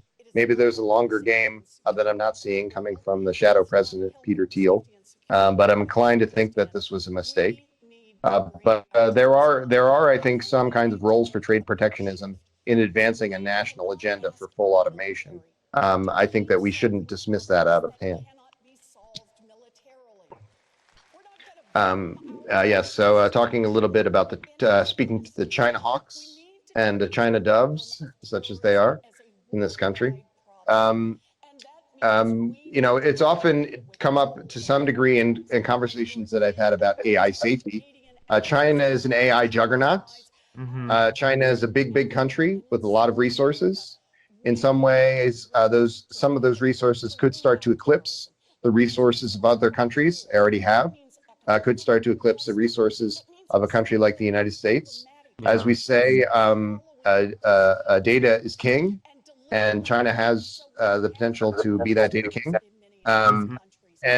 So people who are China hawks, they look at China and they're concerned about them being able to strike such a blow in the cyber war as to effectively become that sort of kind of a singleton that I described in that show Continuum. This sort of thing. It's if you believe in Moore's law, this sort of thing is not outside of the realm of possibility in 5 years, 10 years, and so we have to be looking at these kind of things. If they don't I run think into that economic trouble themselves, yeah. yes. But we certainly can expect, I think, to see in just a few short years some institutions of this kind beginning to change and evolve. Maybe some of that is quite scary. I think some of that could be quite good for human development. And some of it, Ray Kurzweil, we're both admirers of him. And he is often described as the father of techno-optimism and transhumanism and many futurist notions. But in some talks, he talks about this idea of Moore's law takeoff, of AI takeoff, of AI eating the world, to quote Eric Drexler, I believe, as something that could be a little bit disruptive. He sees it as a disruption on the order of what happened in World War II, and potentially leading to some millions of deaths, in leading up to something like a radical life extension takeoff or a universal longevity escape velocity. So it's not going to be the easiest transition that's ever been made. My friend who I've done 2 panels with, Daniel Harnau, a legal scholar, he opined at great length with me in private about this concern. The big problem of the 20th century in many ways was an inability of institutions to adapt to industrialization. A big problem of the 21st century will be institutions adapting to post-scarcity and AI safety, which in some ways are bigger things than 20th century industrialization. Because people are not quick enough to adapt to change, Yes. Yes, and we're not creating, by engaging in the trade wars that are being discussed here. We're not creating institutions and a body politic who is engaging in that change. They're Yeah, yeah, engaging quite the opposite. They're yeah. engaging in rather the opposite. A lot of And a lot of techno revolutions actually go hand in hand with economy bubbles. hmm, Um, Michio Kaku talks about that quite a bit. That a lot of like say the third technology revolution that happened, hmm. he thinks caused the collapse in what happened back then. You know, Talking because about 20th century history. yeah, Yeah. because back then they couldn't deal with the technology revolution that happened, so it caused the collapse. Hmm. So I think that kind of ties in with what you're saying about it going hand in hand. You know. Yes, yes. And by and large, a lot of those things that are causing those collapses, in many cases, it points to supply chain problems, right? Yeah. And so, in this framework where we're talking about full automation, the supply chain problems are not the main problems. So, in some ways, this is a very good problem to have. But 1,000 years of history happening in 1 year, as Ray Kurzweil would say, that's a lot. That's a Yeah. lot to try and chew on as a civil society. Yeah. And so there's many other effects that will tend to see, maybe not deriving from the same concerns around scarcity, but deriving from other considerations that could be quite Yeah. upsetting, if not damaging, to lifespan outcomes Hmm. in the near term, and certainly to institutions and people's feeling of security within those institutions. Now, everybody is effectively a nationalist. Yeah. There are How are very we few gonna exceptions. approach as a Yeah, nation when the fourth technological revolution happens? You know, when yeah, nanotechnology becomes more mature. You know, how are we gonna deal with that as a nation? You know, yeah. I think it's gonna kind of maybe come just in time that we'll be able to use this nanotechnology to uh, make it cheaper and easier to get off this planet and do space colonization. You know, Yeah, yeah. The it's interesting. It's interesting, because these guys are still talking about these tariffs and what is described as the folly of these. But I think that these apocalyptic concerns around techno progress, these are equally large and heady issues that we need to discuss as a civil society. And just as we said, if people don't take an interest in life extension, there's not life extension. There's not a universal longevity escape velocity. It's something that maybe Ray Kurzweil is able to experience. That's cold people comfort to me that Ray people have Kurzweil to gets make to it live a forever if reality, I don't. you know, Yes, for it to yes, happen. yes, So if yes. they don't make And it a reality, then it's just a pipe dream, you know. yes, yes, yes. And we need to have so many kinds of 20th century developments and 21st century developments have been catalyzed by something capturing the public imagination. And we need Yeah, to do what we can, not just to be doing individual outreach, but to be coming up with initiatives that will capture the public imagination and move us towards a full futurism, a full-fledged space age society, a full-fledged absolutely, post-scarcity society, and most importantly, a full-fledged super longevity society absolutely. in mind. Yeah. We I agree with um, you on that.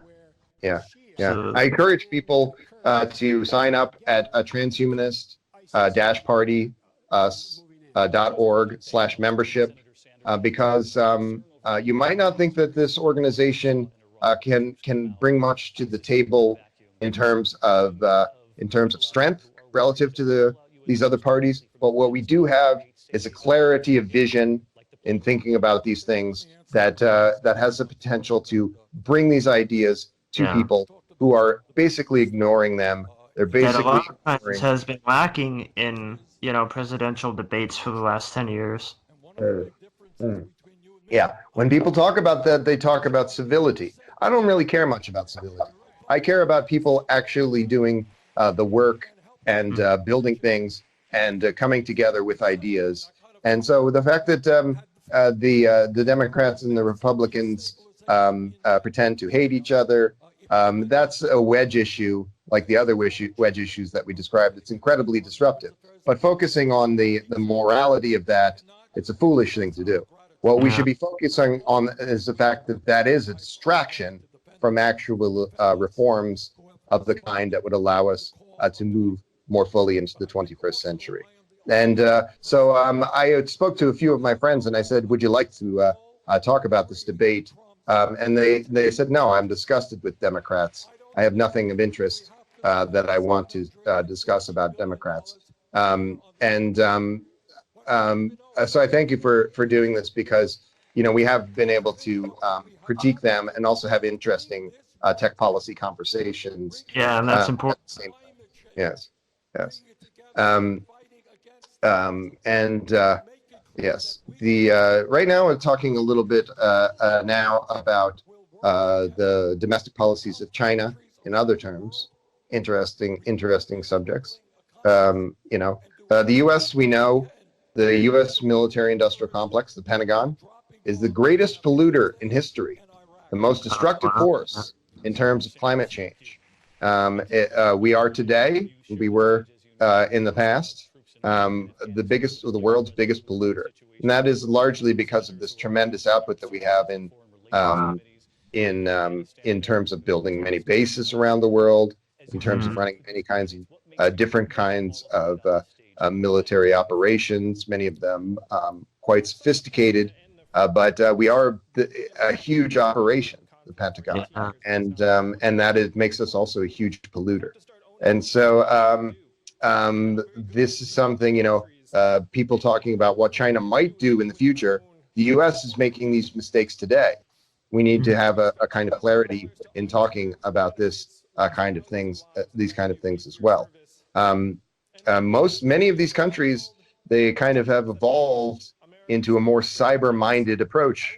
The United States does not have this. Yeah. Even in a simple matter, um, people in the Republican Party and Democratic Party to a lesser extent, they don't recognize the way in which we live in a panopticon society, a society where the blogosphere sees what you do and reacts to it in real time. So Yeah. if you're if you're lying, everybody knows it. Yeah. If you have done something in the past and now you're trying to present yourself as having not done it and be working towards something quite the opposite, people are able to suss that out. So Yeah. we have to have an institutional culture and a corporate culture that is aware of this, that is Yeah. aware of this level of connectivity and how it affects institutions. We can't be liars. Yeah. Um, and Because eventually you're found out. Yeah. yes, So. there's a fact. I'm looking at a fact-checking discussion on this very debate, and we could go back. The Republicans, they tend to do a lot of hyper-nationalist bluster about nuking in their debates, nuking the Middle East and personal accountability and liberty in a very perverse kind of description and reductive kind of description. These things, they make me a little nauseous. The Yeah. Me too. Democrats, to some extent, they don't lie that much. They could be a lot more on point on any number of issues, but they're not just spinning yarns and forcing half truths down our throat to the extent that the Republicans are. But there's still a number of fact-checking concerns here. Um, um, but I digress. We can maybe continue. We're talking now a little bit about national security issues, not specific to China in the debate, but other kinds of concerns. Elizabeth Warren is speaking on her foreign policy, and my feeling about foreign policy is that we need to reduce this Pentagon bloat first and foremost. It's a travesty the amount of money that is wasted there, but we also need to be ending foreign wars and this imperial dynamic that we have with the rest of the world. It harms them. It harms us as citizens. Get out of this war polarity, you know. Yeah. Yesterday was 9/11, the 18th anniversary of 9/11, and we're still involved in wars that had Yeah. made no sense at that time, that make no sense now, that have built up organizations like the Islamic State, which is not the powerhouse that it might have been, but without the Islamic State, my friend, who I mentioned, Transhumanist X, his life would probably not be in danger. And why is his life in danger from these clerics who hate transhumanists and these institutions who would not accept such a thing? It's this provincial attitude did not grow out of the ground. It's a result of warmongering on the world stage. It's a result of the Western powers destabilizing these other countries to a high degree. This is true. We look at what Iran was in 1954, before the Shah was overthrown by the United States, in a word, on behalf of British Petroleum.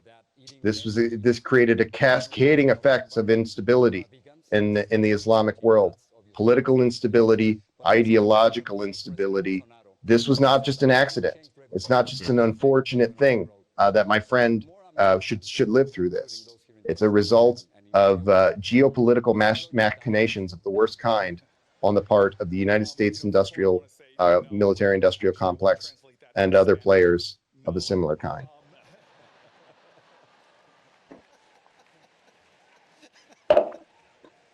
We're still talking now in this debate about foreign policy considerations. Pete Buttigieg is about to speak. He's a smart man.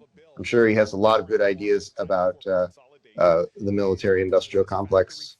I'm not a great admirer of his platform, although he's not the worst even on this stage. Many of the people to the right of him are no longer on this stage. Only one person who was on the stage, Tulsi Gabbard, who was a hard leftist, effectively, has been removed from this stage, although not uniformly. But some of the center-right guys, quite a few of them have been removed. So at this juncture, the rightmost candidate on this debate stage is Joseph Biden. But there was 3 or 4 others who would have fallen into that category, who are not these Republican, these GOP light guys. They're not considered Democrats. They're not gaining in popularity. So they don't have the numbers. They don't have the petition votes. They don't have all of those things that are required to continue to participate in these debates. So they're not on this stage. But in some way, Tulsi Gabbard did have those numbers. She's equally she has equal support to that of an Amy Klobuchar or some of these other weaker candidates. So I think it was unfortunate that she was not in this debate. We mentioned one-issue candidates, and our friend Andrew Yang. He's kind of a one-issue candidate, even though he has a wonderfully fleshed out platform that describes many things, including a single-payer healthcare system and many reforms of a technological nature, many initiatives of value of a technological nature. He is tending to be characterized as a one-issue candidate because of the basic income, and I think it's maybe not the best way to boil something down, this reductivist tendency, but I think of all the things to be a one-issue candidate, to my mind, the basic income is pretty good. I'd rather see a one-issue candidate on a basic income than a one-issue candidate on a stupid border wall that serves no function.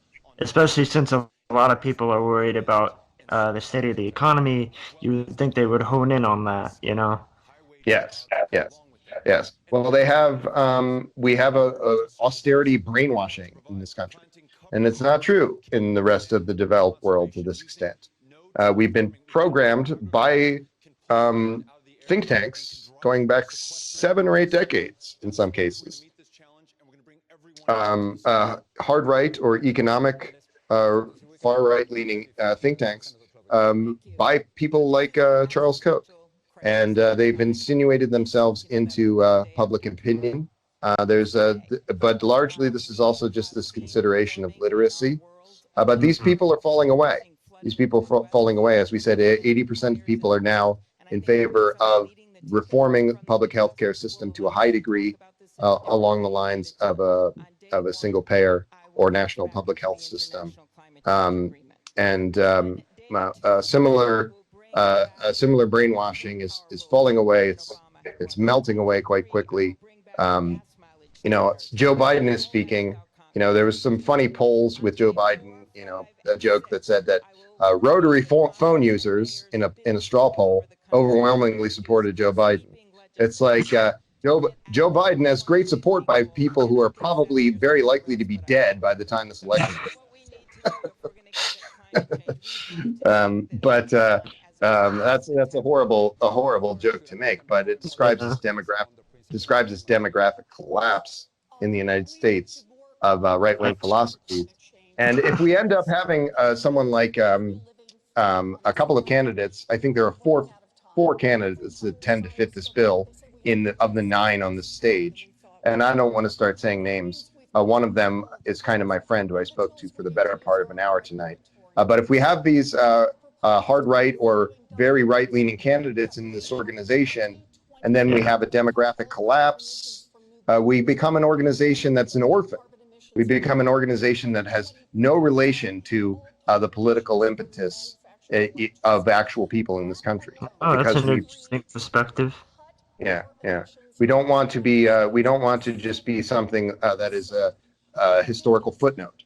We want to be something that is important to Technoprogressive, and that involves first and foremost selecting a candidate that thinks in Technoprogressive terms, and someone like Shatke. To a lesser extent, the other three, they don't think in those terms.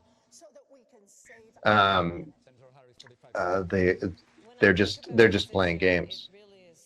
So now Senator Sanders still talking about foreign policy, and Joe Biden, who is more hawkish on foreign policy, is looking rather aghast. But Senator Sanders, of course, was against the wars in the Middle East that the United States initiated from the first. So he would be for ending foreign wars, including the ongoing war in Afghanistan, which has been going on for 17 and a half years, and at a cost of many trillions of dollars, we should say. What have we gained by spending these trillions of dollars on foreign wars in the Middle East? Halliburton is happy about it. Dick Cheney is happy about it. He's able to triple bill the government to the tune of many billions of dollars.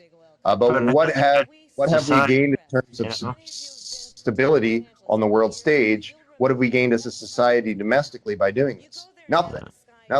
And it's people like this, as well as the Charles Kochs of the world, the war hawks with great industrial might behind them, that have also kept this country from becoming a country that has a viable middle class.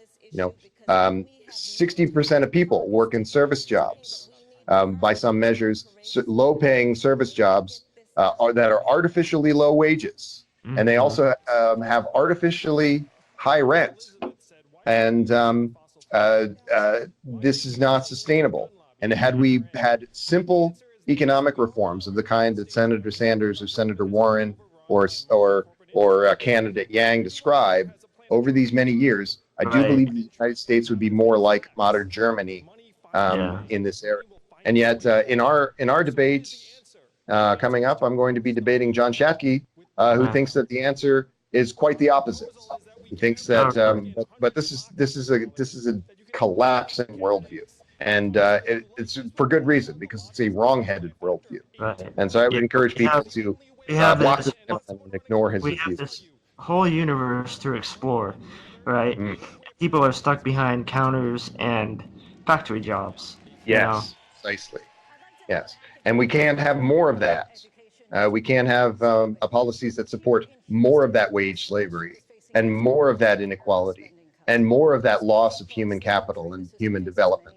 Andrew Yang is speaking now, and he couches these terms about a foreign policy, these concerns about foreign policy, very much in techno-progressive terms.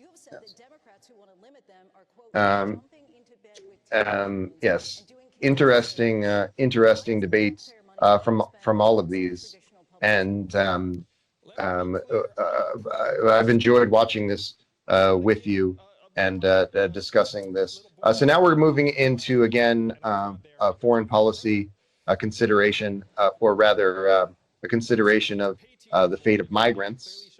And the moderator from Univision is speaking about this, as well as the political instability in Venezuela. Yes. Senator Sanders is still looking well. He's not had physical or mental issues in the way that the other older candidate, Joseph Biden, has. There's another candidate in this race, Mike Gravel, who's 10 years older than Senator Sanders. He's 88 years old, yes. And rather like he's not been on any of these debate stages. He has a relatively limited support.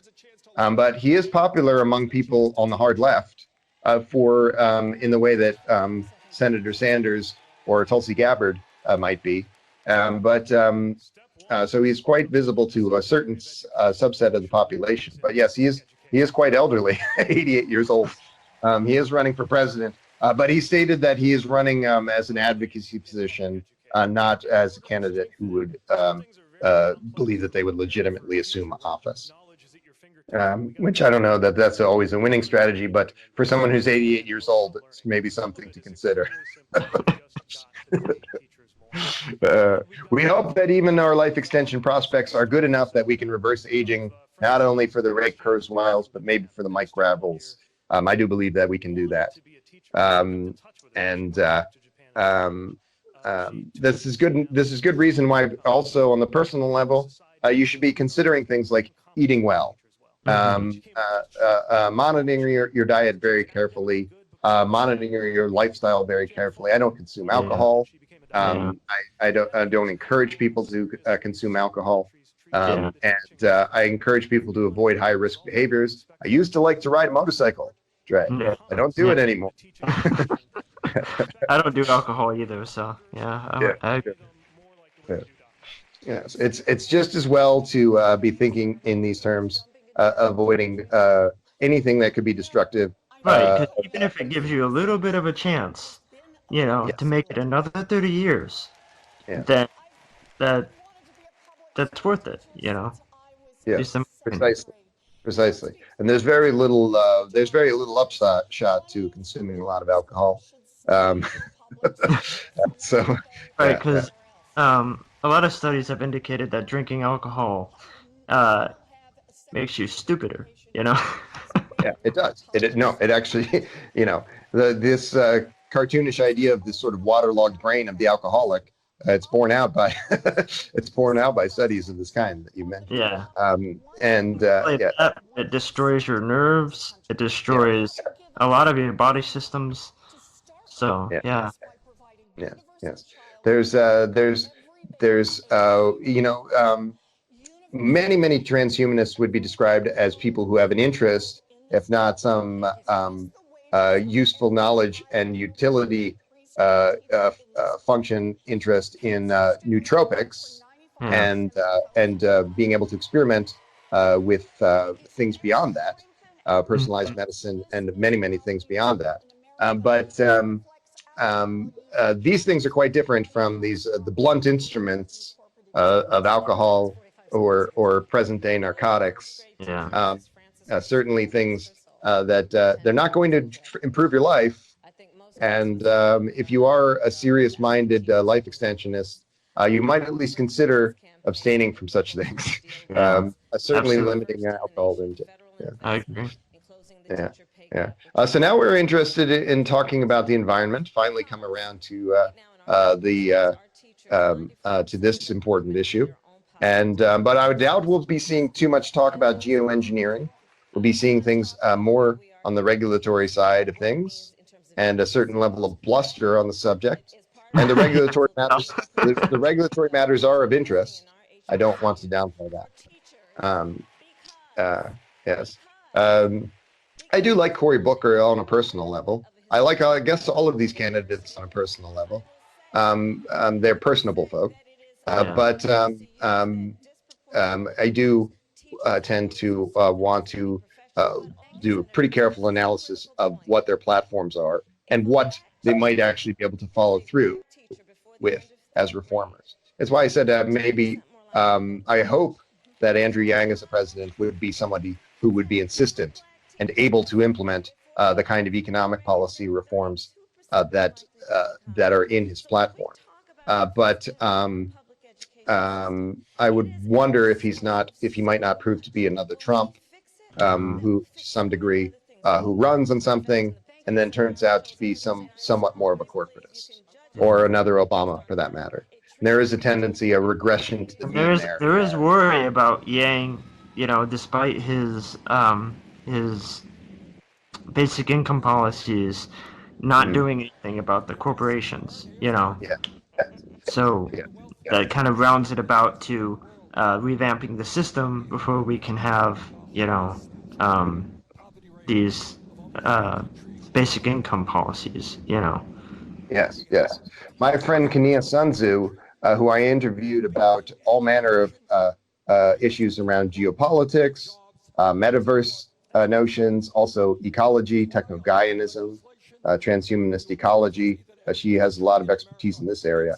But she was speaking of this idea a little bit. What was it that you were just saying? I lost the thread there. What did you say right before?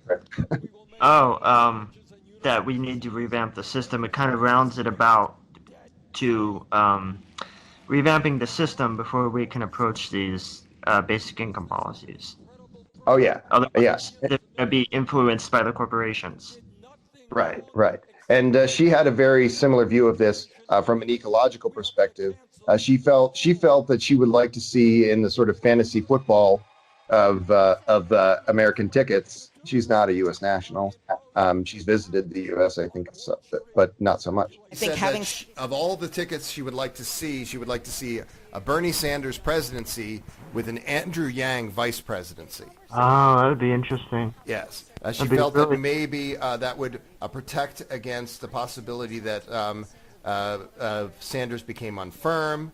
It would protect against the possibility of and kind of play their strengths and weaknesses to each other, Yes, and allow for basic income to become an agenda within this other reform agenda of a more specific kind along this social democracy vein, in the social democracy vein. That would be kind of like an interesting synergy, Yes. Weaker apart but stronger together, Yes. I thought that was an interesting observation from her. I know that many people that I know quite well are Elizabeth Warren supporters in this. Many of the people who are not Bernie Sanders or Andrew Yang supporters in our community, I know, are pretty well admirers of Elizabeth Warren. But those are kind of the big three. I would see. We mentioned that Biden, he's still strong now, but most political strategists imagine that he might not even make it to the caucuses in March, and a lot of them are saying that he will tend to bow out. And it's not just the way in which these other further right Democrats have fallen away because they don't have popular support. He does have a fair part of popular support, but he's prone to gaffes. He's prone to memory issues, and he's prone to tending to buckle under this kind of pressure in a lot of these situations. So I would say a Biden presidency is not dramatically more likely than Kamala Harris, who's speaking now, or Andrew Yang. I would say if I were betting on a dark horse, I might bet on Andrew Yang. Yeah. Rather than any of these others. But the big three, of course, are the ones that we described: Harris, Sanders, and Biden. at this present moment. So we've had a lot of interesting conversations over the course of this. Are there other issues that, from a futurist perspective, from a U.S. domestic policy perspective or other perspective, that you would have liked to have seen discussed more in this debate or in our conversation? No, I think that was. I think everything was said in the moment, and I had a lot of fun being with you on here. Thank you for inviting me. Yes, thank you. Thank you for doing this. We should be wrapping up in a few minutes with the debate. We're well into the last segment. So thanks for taking the time to talk with me.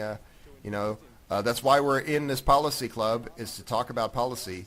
It's not to talk about space aliens. It's not to talk about lizard people. It's not to talk about silly stories. Yeah. It's to build things and to work with the people in our community who are building things, and it's to build institution and consensus toward things like life extension and all of these other techno-futurist outcomes that we do care about very much. It's not limited to life extension, but we do view that as foremost in the Transhumanist Party and also in the United States Longevity Party, of which I was quite recently assigned the chair of this organization. We're just starting to build this organization out again. So just yesterday I made an announcement. Dr. Dan Elton of the National Institutes of Health, a data scientist with a great expertise in medical areas, has been assigned as an AI advisor to the United States Longevity Party. That's an exciting announcement.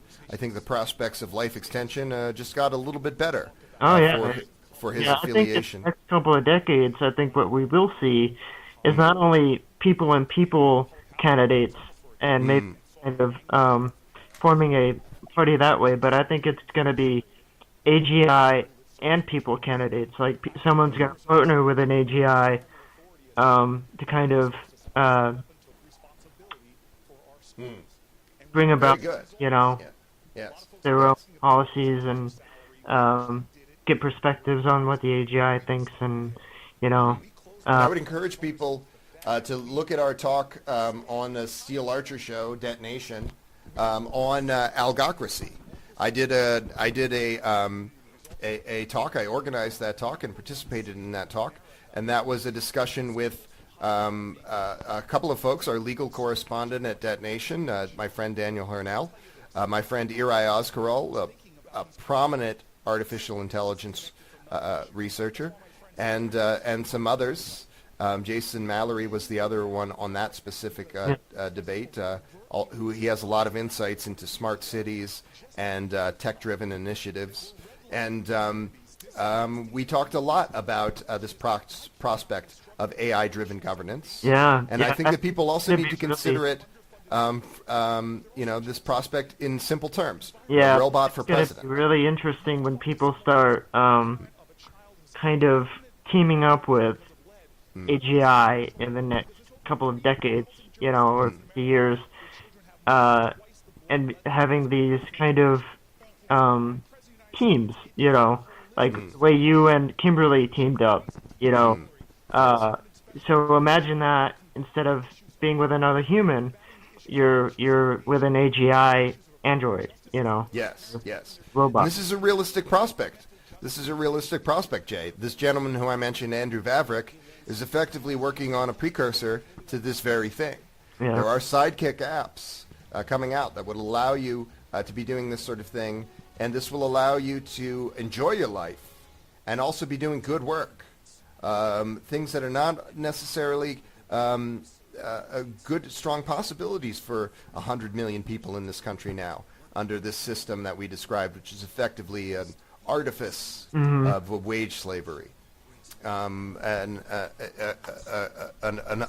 intentional cruelty that is being done to our population, forcing them to live in this way. Yeah. And it's not just a cruelty. It's not just the facts of life. It is an institution that has a tremendously detrimental effect on futurist outcomes, moving us towards full industrialization and universal longevity escape velocity. The key aim of these two organizations in which I am an officer at this time, the United States Transhumanist Party and the United States Longevity Party. And I hope that we can do outreach to Democrats, independents, and Republicans in a very big way. We're already doing that outreach. I'm pleased with inroads that Ben Zion 2020 has made, but we are going to be working a lot harder. We have a lot of interesting things, like I mentioned, any number of things along the lines of the discussion of my friend, a bold and brave man, Transhumanist X, living, I don't even want to describe where he lives precisely at this time, but we'll have more information on that soon. But he lives in a place where he is not free to live as a life extension advocate. His life is in constant danger for this, and we want to be having this hard discussion about the ways in which our institutions are not setting the stage for a life extension supporting culture. Yeah. And we want to also be supporting a life extension culture in every nation that we can. Elizabeth Warren is now talking about pro-worker ideas, and the other candidates are talking about some of these ideas. They're having some what I believe are now final thoughts on the subjects of their platforms and their agendas for the 2020 election. It's quite likely that one of these 10 people will be the next United States president. Yeah. It's in fact quite likely. So I'm glad that we had a chance to do some analysis in real time of this fascinating debate. And I thank you for taking the time to do this, and your insights. We need to have insights not only into what is happening on the stage in present-day policy in the two-party system, but what we should be doing. Yeah. And that's why I think this conversation will be of value to people in looking at this. Even though sometimes, we were talking about other issues while the candidates were talking about something else, I think people will accept that and enjoy this event that we've put on here. I'm always down for a good discussion. Yes. Well, let's do another one.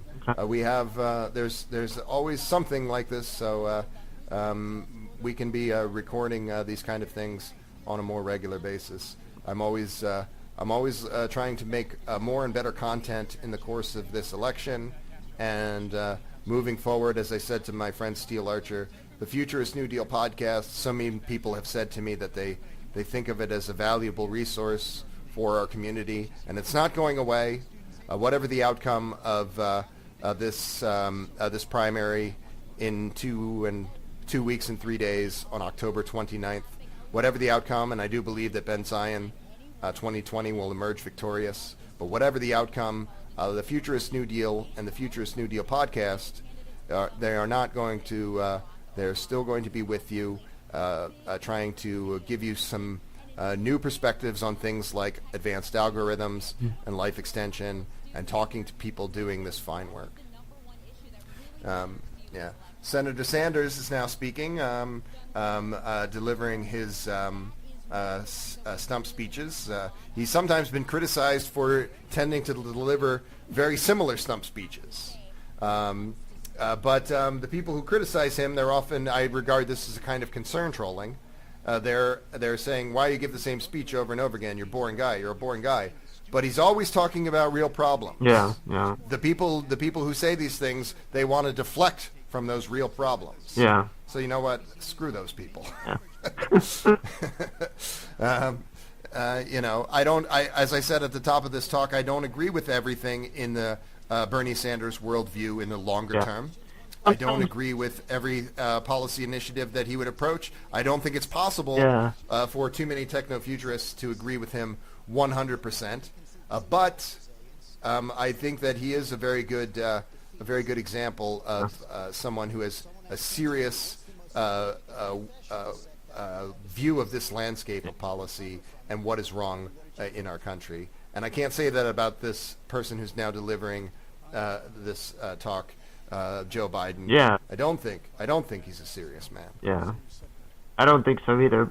Sometimes discussions and debates can't always be 100% entertainment or fun, Yes.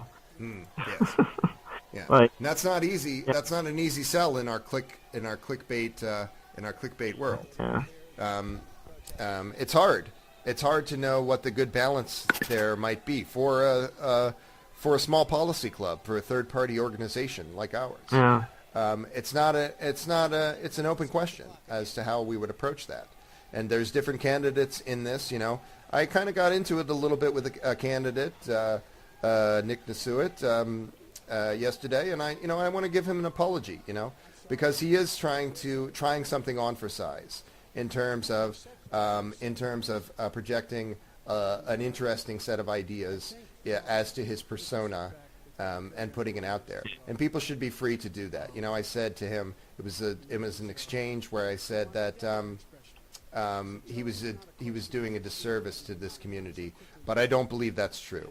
I want to give him the benefit of the doubt there and say that I think that he is trying to do what he can for things like life extension and advancing techno-optimist philosophy. Yeah. Sometimes people get caught up in the heat of the moment, So. Yeah. Yes. I've been known to do that. Yesterday was 9/11. It's I was away on the day of 9/11, but I lived in New York all throughout that decade, and it's even though it's been 18 years, it's a horrific memory, and so maybe I shouldn't be lashing out at someone like Nick. He is a respectful gentleman, I don't know an awful lot about him in some ways, but he should be given the benefit of the doubt in certain areas. But in any event, Yeah, maybe you should think about having a webcam discussion with him, kind of hammering out your differences, Yeah. I think I would very much like to do that. Well, we are going to be sharing the same debate stage at 6:30 p.m. Pacific time, 9:30 p.m. Eastern time, this coming Tuesday, the 17th. I encourage everyone to watch that show. There's going to be a lot of fun stuff going on and interesting policy discussion. So people definitely set your calendars and your alarms for that. It's not on the weekend. It's on a Tuesday, but it's going to be a great finale to these many debates that we've had with the Transhumanist Party, and I think people are going to enjoy seeing that. So check out both of those upcoming debates. They'll both be coming up in the next week.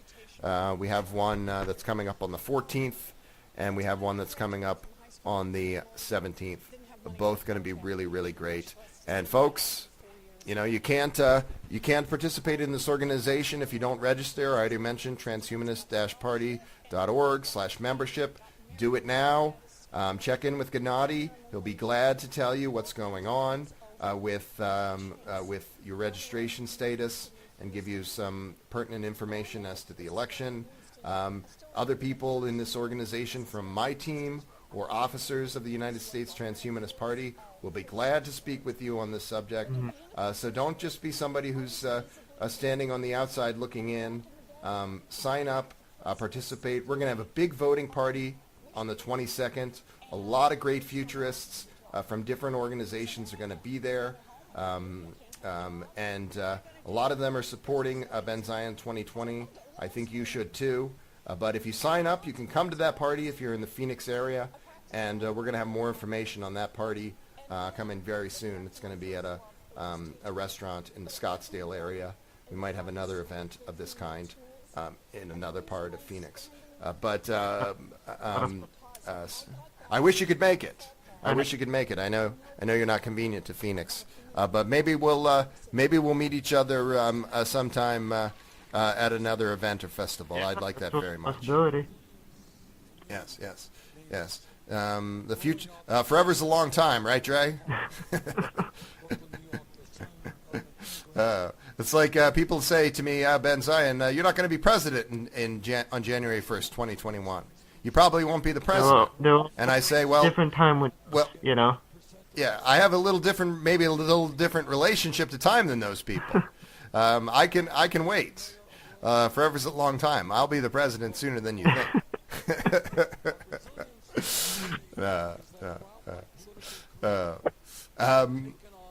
So the debate is continuing.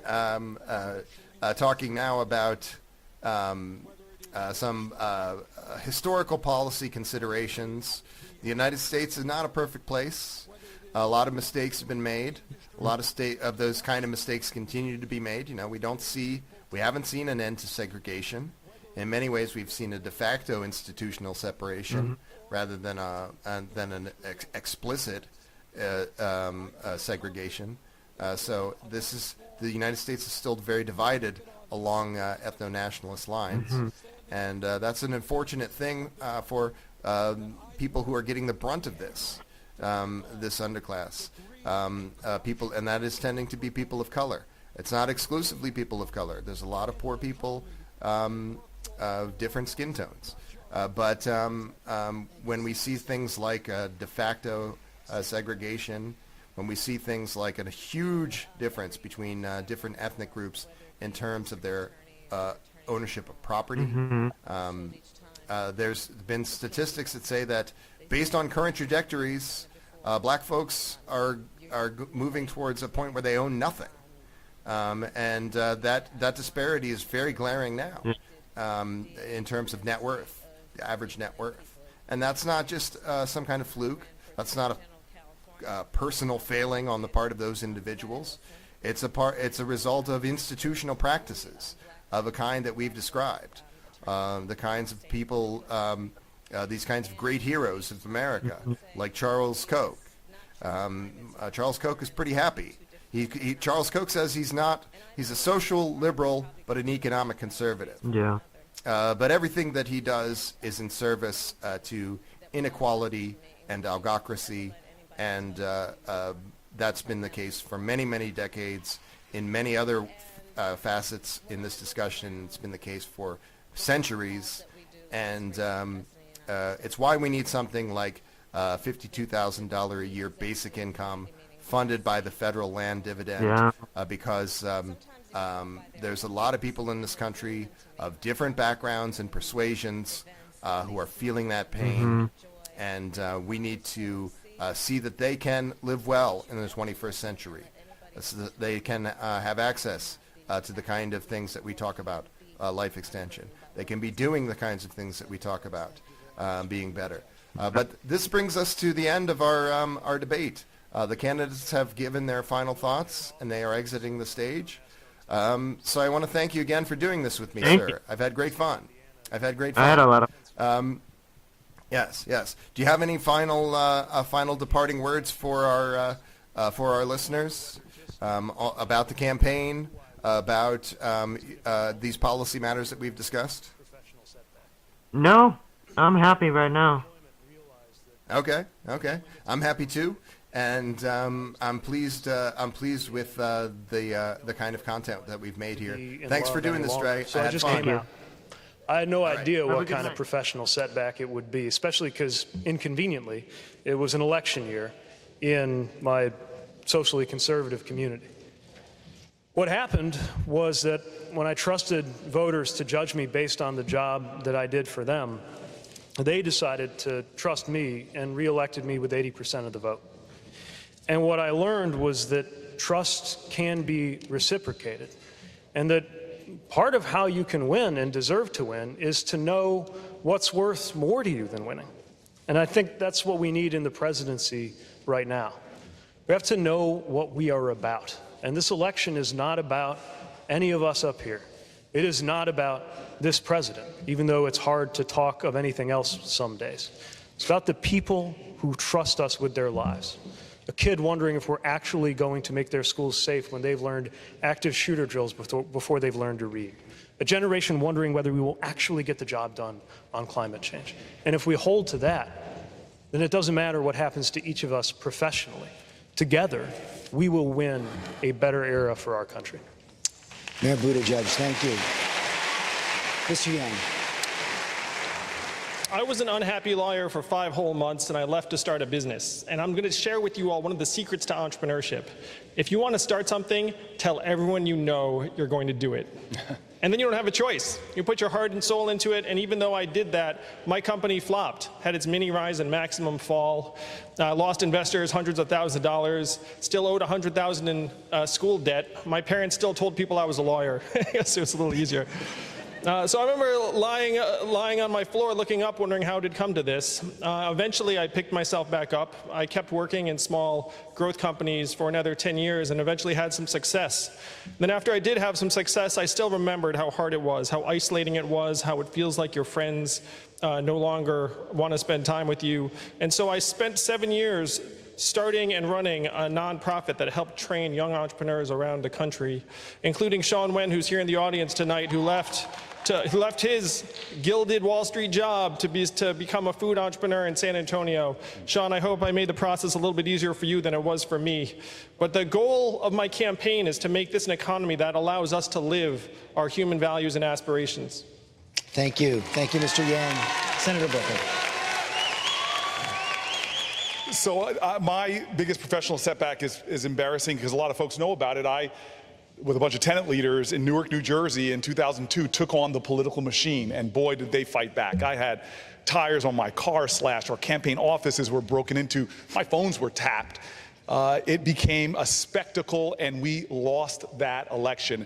And here's a bit of advice to everybody. If you're going to have a spectacular failure, have a documentary team there to capture it, because it made for an Oscar-nominated documentary called Street Fight. But then, unfortunately, another setback, it lost in the Oscars to a movie called March of the Dagnab Penguins, for crying out loud. The people in my community, living in the projects, told me, don't give up on the people, and the people won't give up on you. Create bigger and bolder coalitions, and you're going to win. And you know what? We came back 4 years later and won the largest lopsided victory in our city's history. But more than that, the lesson was there.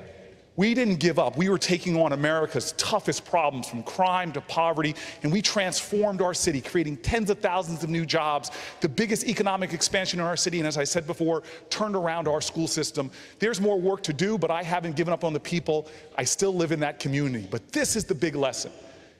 My staff and my friends and my community told me, if you want to go fast, you may have won the mayor's race, but that's not what life is about. There's an old African saying that says, if you want to go fast, go alone, but if you want to go far, go together. The lesson I learned of resilience is to trust people, because the power of the people is always greater than the people in power. And the test of America right now, it's not a referendum on Donald Trump, it's a referendum on us and who we are and who we're going to be together. We need to use this moment in history to unite in common cause and common purpose, and then there's nothing we can't do together as a nation. Senator Booker, thank you. Congressman O'Rourke. Thank you, George. Everything that I've learned about resilience, I've learned from my hometown of El Paso, Texas. In the face of this act of terror that was directed at our community in large part by the President of the United States, that killed 22 people and injured many more, we were not defeated by that, nor were we defined by that. The very thing that drew that killer to us is the very thing that helps us set the example for the rest of this country. We don't see our differences as disqualifying or dangerous. We see them as foundational to our success, to our strength, and to our security, and to our safety. Yesterday, I was visiting with one of those victims. He's the head coach of the Fusion. This is a girls' soccer team of 10 and 11-year-old girls. His name is Luis. He was shot in the legs multiple times. He was shot in the side multiple times. He's still healing from his wounds in the hospital, but from his hospital bed, he's still trying to coach the Fusion girls' soccer team. Memo, his co-coach, is still fighting for his life right now at Del Sol Hospital. Those two men, Jessica and Marcella, their wives, they exemplify resilience to me. And when we end this scourge of gun violence in this country, when we finally confront the racism that exists in America, when we're defined not by our fears, but instead by our aspirations and our ambitions, it will be in large part, I think, thanks to the example that El Paso has set. Congressman, thank you. Senator Klobuchar. My challenges and resilience have brought me up here. I grew up with a dad who struggled with alcoholism his whole life, and after his third DWI, he had a choice between jail and treatment. He chose treatment with his faith, with his friends, with our family, and in his words, he was pursued by grace. And that made me interested in public service because I feel like everyone should have that same right to be pursued by grace. I then got married. My husband's out there somewhere, hopefully smiling, and our daughter. And our daughter was born. I had this expectation we're going to have this perfect birth, and she was really sick, and she couldn't swallow, and she was in and out of hospitals for 1.5 years. But when she was born, they had a rule in place that you got kicked out of the hospital in 24 hours. She was in intensive care, and I was kicked out. And I thought, this could never happen to any other mom again. So I went to the legislature, our state legislator, not an elected official, a mom, and I advocated for one of the first laws in the country guaranteeing new moms and their babies a 48-hour hospital stay. And when they tried to delay the implementation of that law, I brought 6 pregnant friends to the conference committee, so they outnumbered the lobbyists 2 to 1. And when they said, when should it take place, they all raised their hand and said, now. That is what motivated me to go into public service. And when I got to that gridlock of Washington, D.C., I got to work and pass over 100 bills. And I know a lot of my friends here from the left, but remember, I am from the middle of the country. And I believe if we're going to get things done, that we have to have someone leading the ticket with grit, someone's going to not just change the policies, but change the tone in the country, and someone who believes in America and believes it from their heart because of where they came from, that everyone should have that same opportunity. Senator, thank you. Secretary Castro. And thank you, George, to Jorge, to Lindsay, and to David, and to all of y'all for tuning in tonight. In many ways, I shouldn't be here on this stage. You know, Castro is my mother's name and was my grandmother's name before her.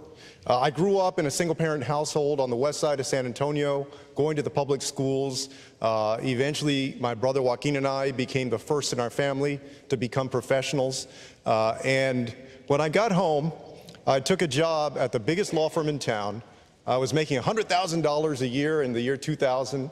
A few months later, I got elected to the San Antonio City Council, and the City Council at the time was only paying $1,040 a year. So everybody had another job, and my job was at the law firm. Well, a few months after I got elected, the law firm got a client, and the client wanted those of us on the City Council to vote for a land deal. The land deal was that they wanted to build a golf course over our water supply because we relied on an underground aquifer. I didn't think the environmental protection plan was strong enough, so I wanted to vote against it, and my constituents wanted me to vote against it. But under the ethics rules for lawyers in Texas, because believe it or not, lawyers have ethics rules, you can't just go against the interests of a client, so I was stuck. On the one hand, I wanted to do the right thing. On the other hand, my livelihood, my student loans, my new house payment, my car payment depended on me shutting up, being conflicted out. So one day I walked into my law firm and I quit my job. And then I went and I voted against that land deal on the City Council. And, you know, it was the first test that I had, and I think back to that because oftentimes we think of politics and you think of politics as dirty or corrupting. I wondered before I went in it whether it would change who I was.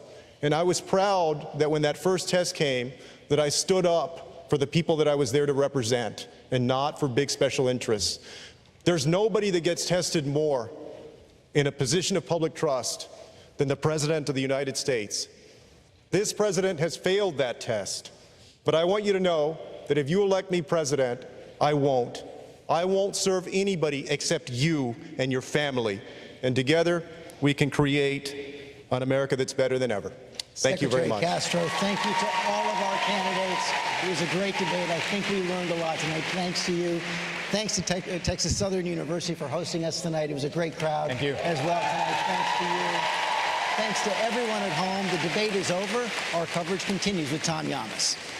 Gracias. And George, thank you. A great debate tonight with you and all of our terrific moderators. The debate is over, as you said, but still so much to talk about and so much to watch right now. And we are going to be watching if Vice President Joe Biden and Secretary Castro have any type of moment there on the stage.